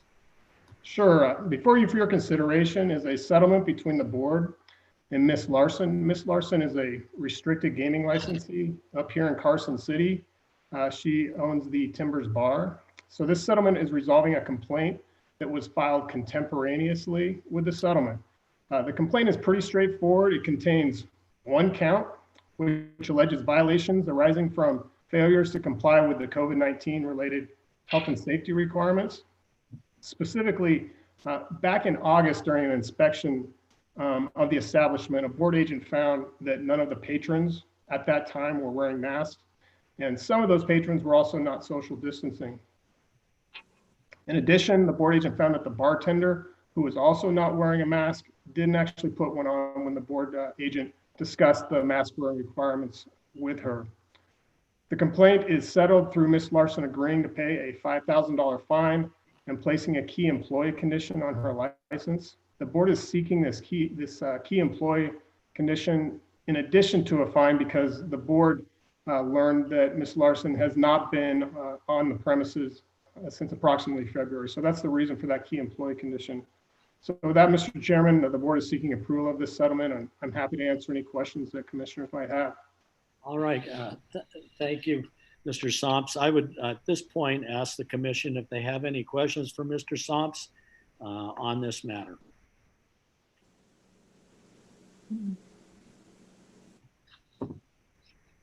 Doesn't appear we have any questions by any of the commissioners.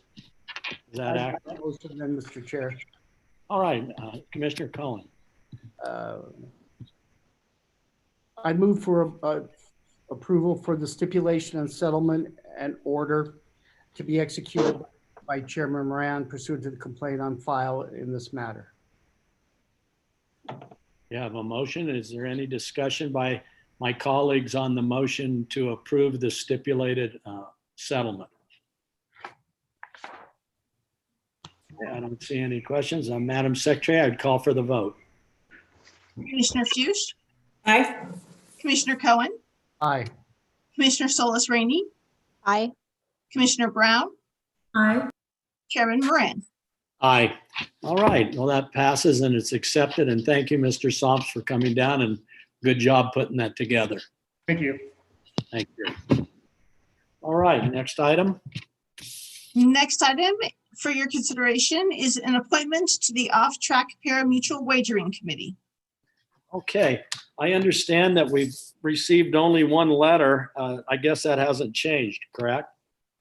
That is correct.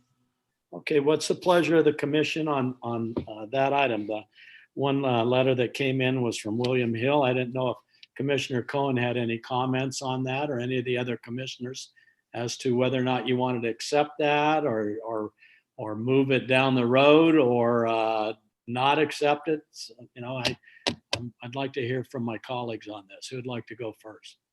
I've been at both the last few meetings on horse racing for whatever reason. I am not against the appointment, but I would prefer giving it another 30 days to go ahead and see if any other people apply for the position. If not, you know, then I would be in favor of moving forward. But certainly if one of my fellow commissioners would like to move forward on this, I would be in favor. Okay, thank you, Commissioner Cohen. And any other commission comments? What's the pleasure of the commission on this? This is Commissioner Brown, Chair Moran. I have no objection to an additional 30-day window within which to allow any other interested applicants to participate. And I take no issue with that request. Okay, any other comments from commissioners? Well, I just have a quick question. I'm not finding it in here and I apologize for that, but when was this? I know there was a public notice put out. September 22nd. I'm sorry, what was the date? September 22nd was the public notice. So it's been out for quite a bit of time. Yes. And we haven't heard from any other groups or individuals on this. So maybe help me why the extra 30 days? Do you foresee something happening or is the public notice not, any problems with that? I have absolutely no issues with the public notice. You know, my only issue was the fact that William Hill is getting a number of spots on the committee. That's all. In other words, instead of one man, one vote, this is now becoming, you know, one company, you know, 4 or 5 votes, you know, potentially more. I just wanted to give, if there is anyone out there, of which I know none. But I appreciate that, and I think you are correct that they do have a number of votes, and I guess maybe I'm a little disappointed that we don't have any other applicants, but I'm not sure another 30 days is going to make a difference. I mean, if it's been out this long, that's my only question. And it's fair with no answer. I wish I had an answer. Is there any other commissioners or chair, you have any comments as far as that goes? Commissioner Moran, or Chairman Moran, I'm sorry. I don't disagree with either position. It's been out, I'm sorry, I'm getting a lot of feedback and I'm not sure why. I don't disagree with Commissioner Fuchs, but things are moving a little bit slower. So if the other commissioners are inclined to give it another 30 days, I could support either position. Yeah. Well, I am not aware of anybody else stepping up on this thing in the industry, which is surprising because that's usually such a volatile part of our industry where everybody wants to weigh in. But I don't have any problem with continuing it for 30 days. If that motion was made, I don't have a problem with that. I don't have any problem with that, with accepting the letter, the only letter we received from William Hill. They obviously fit the criteria and approving it. So I'm looking to the commission to make a motion either way, and then we can all weigh in on the vote. I'll make a motion since I started this, unless anyone else would like to be heard. Mr. Chairman, could I just clarify one thing to make sure that the commission has accurate facts before a motion? I don't know if that's appropriate or not. Of course you can, Mr. Asher. It's always good to see you, incidentally. So could you state your name on the record? Sure. My name's Joe Asher. I'm the CEO of William Hill US and the company that did apply for this vacant seat. And just so the record's clear, we currently have one seat on the pari-mutuel rate committee. It's not multiple seats. We do have one seat. There is another party, MGM Resorts has 2 seats. So it would not be in any way unprecedented for us to have 2 seats. We currently have 1. That's all I wanted to say. Thank you. Well, I think that's excellent. And thank you for letting us know that part of it. I think that goes a long way. I think we could probably, unless there's further discussion by the commissioners, probably have a motion to accept the letter, but I'll wait to see what the pleasure of my commissioners are. So Let me just ask one follow-up to Mr. Asher. Mr. Asher, is William Hill representing, may not have a seat, but are they representing anybody else on the board? I'm sorry, Commissioner Cohen. I don't understand the question. Oh, in other words, it was my understanding that you had 2 or 3 seats on the board. Are you representing other people with seats or have their proxy? And I'm just trying to find out if you have any other control. No, sorry, Commissioner. No, not at all. We don't have any proxy from anybody. We represent our views and generally we think what's in the best interests of the industry and our customers in the matters that come before the committee. But in terms of votes, we have 1 vote.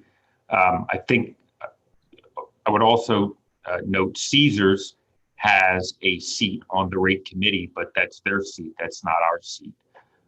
And then, as I said, MGM has 2, Stations has 1, South Point has 1, Rampart has 1. I forget the rest of the Westgate has 1. I can run you through the entirety of the list of who has the seats if you'd like. Well, okay, let me just go fast forward. Assuming the regulatory approvals are given for the merger of William Hill and the Caesars successor, how many seats will you have then? Caesars would then have 3 seats. They would have the Caesars Palace seat, the existing Brandywine seat, and then potentially this seat. I would suggest, though, Commissioner, that if that was something, if for some reason, I think that'd be appropriate given that the company operates something like 26 or 27 pari-mutuel books today. But if there was a concern that for some reason 3 was too many, you could consider that issue at the time of the proposed Caesars William Hill acquisition. Are you trying to remember from the last time you appeared before this commission? You are running, you meaning William Hill, you're handling the books for Caesars in its entirety now with the merger. Yeah. So we are currently operating the Caesars books in Nevada today. That's correct. The origin of this seat, just for background, this was a seat that was formerly held by Cantor, and there was some discussion when the commission approved us for the Cantor acquisition. It was brought up as to whether we could keep that seat or not, and the pleasure of the commission at that time was to publish it and let others indicate interest if they so had it. And so we responded to the public notice, submitted our letter, and that's why we're here today. And again, Mr. Asher, I am not adverse to William Hill getting the seat. What I'm trying to do is make sure that the industry as a whole understands that with this merger on the horizon, that there, in other words, it just gives William Hill more votes. That's all I'm saying. And I still would like to, move this thing 30 days. And if no other people pop in, you're going to have my support, absolutely positively. So it has nothing to do with your request for appointment. And Mr. Member Cohen, I just don't honestly see a reason to continue this. It was posted, it's been over 30 days. I think the industry is well aware of what's happening, and that deal has not come to us yet. I think that there was plenty of notice. Things are moving slower, but at the same time, there should be awareness of the position being open. So unless, we could discuss it amongst ourselves or in this meeting, but it's been out there for over 30 days. And I agree with everything you said. This is one of those where I truly, I feel very strongly both ways. Well, I think as Mr. Asher said, if things move forward, which, they're not on our table yet, they're not on our agenda, then we could, probably take a look at it then. But I think this is a group that we probably should fill. We put it off for 30, previously we put it off. And I think the non-response from the industry besides what we have in front of us, I think is an indication of what's happening. If they're not interested, and I think we can fill the position and move forward. In light of your comments, I will defer to any other commissioner's motion on this matter. Why don't we have a motion, and let's see where it all shakes out. You want to make a motion, Commissioner Cohen? No. No, I don't think he does. I'll go ahead and motion if we're not careful. Well, I'll go ahead and propose that we move forward with approving the request for appointment to the pari-mutuel wagering committee, filling that spot with William Hill, Nevada 3. Okay, we have a motion made to accept the letter according. And I'd ask our council if that is a acceptable motion. It is, Commissioner. All right. Thank you. Okay, we have a motion made. Is there any further discussion on the motion? Commissioner Cohen? Yes, just one brief bit of discussion. With my vote on the motion, again, if I were to vote no on the motion, it's only for the 30-day continuance, not in any way to be interpreted as a no on William Hill's application. It's just merely a continuance that I was looking for. Okay, all right. Any other commissioners have any discussions on the motion made to accept William Hill pursuant to their letter on the commission? This is Commissioner Brown, Chairman Moran. Again, just, the circumstances we have right now with the COVID, I'm not sure exactly how this is disseminated. If it's fallen off of someone's radar, I appreciate Commissioner Fuchs's comment that this should be top of mind for everyone. But then I also echo the sentiment of Commissioner Solis Rainey that these are unprecedented times and it might not be a bad idea to give a little bit more than 30 days. And I have absolutely no issue with William Hill, Nevada 3. So to the extent I vote to give additional time, that's the only reason. Thank you. All right. So I guess we're ready to have the call for the vote. Madam Secretary, would you like to call for the vote? Commissioner Fuchs? Aye. Commissioner Cohen? No. Commissioner Solis Rainey? Aye. Commissioner Brown? No. Chairman Moran? Aye. The final vote was 3-2. Yes. That's what I counted. All right. Well, thank you. And I certainly do understand what everyone was saying. And I hope that I appreciate that we talked it through. So thank you, Chair Moran, for letting us all kind of work through this particular item. And Mr. Asher, thank you for coming today. Oh, thank you. Not too hard to come when it's in your office. That's true. But I did have to put on a jacket and tie. Don't be offended, Mr. Asher. I expect to see more of you. I look forward to it. Thank you very much. Take care. Mr. Asher. All right, that takes care of that item. Madam Secretary? That brings you to your administrative reports. Okay, very good. I don't have any. We have, I might ask Madam Secretary, you'd probably be the one to know. How are we looking for next month for the agenda? Actually, Chairman Gibson is here to discuss that. Oh, great, great. I'd love to hear from the chairman. Thank you, Chairman Moran and members. It's a pleasure to be here. We're looking at 14 non-restricted items and 14 restricted. The meeting will be held December 2nd, starting at 9 a.m. It'll be a one-day meeting we're planning on. It looks like we have 2 work permit appeals and potentially 1 discussion of amendment to Regulation 12060 sub 4, which is it's the regulation that lays out from whom licensees may redeem chips. And that's what Right. Very good. And again, welcome back. It's always good to get one of our own back in the fold again. Good to be here. Thank you. You're not looking any older. It must have been. You don't look any older either.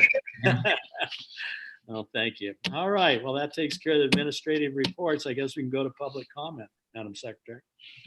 This item is placed on the agenda to give the public an opportunity to comment on gaming related matters. We did not receive any written public comments via email during the meeting. Chair Moran, can I jump in really quick after we're done with this? What was that, Commissioner? I just have a quick comment. Oh, yes, absolutely. I'll throw it in here. I just want to say thank you to Chair Morgan for her leadership. Although her tenure was a little shorter than I think we'd hoped for, she was an outstanding chair, and I truly appreciate her leadership, and especially in the development of our anti-discrimination and harassment regulations. I think the last 6 months we can look at for her in, as they say, dog years. I think it was probably about 7 years compared to just 6 months with the amount of time and effort that she put in. And I just really wanted to express my appreciation for her and all that she's done. And on the flip side, welcome back, Chair Gibson. He hasn't been gone too long, and I think he can hit the ground running. So I think it's an excellent choice the governor has made. So goodbye to Chair Morgan, and much appreciation for all she's done, and welcome to Chair Gibson. Thank you. Thank you for those comments. And I would like to just echo those. You're absolutely right. I think, I hate to date myself, but I think I've been in front of more board chairs than I can even care to count. There's been quite a few board chairs.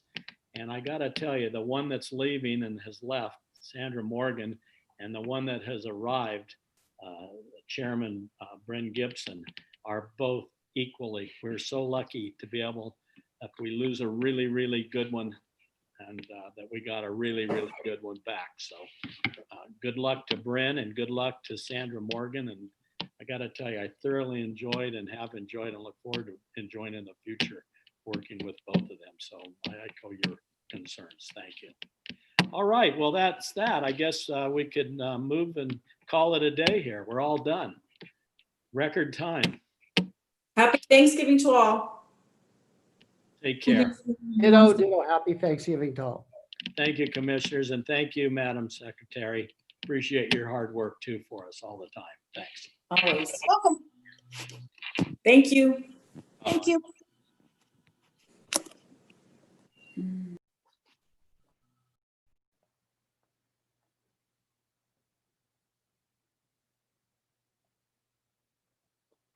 See you later, guys. Trying to leave it. Thank you, Tina. Bye. Bye. I'll get that for you.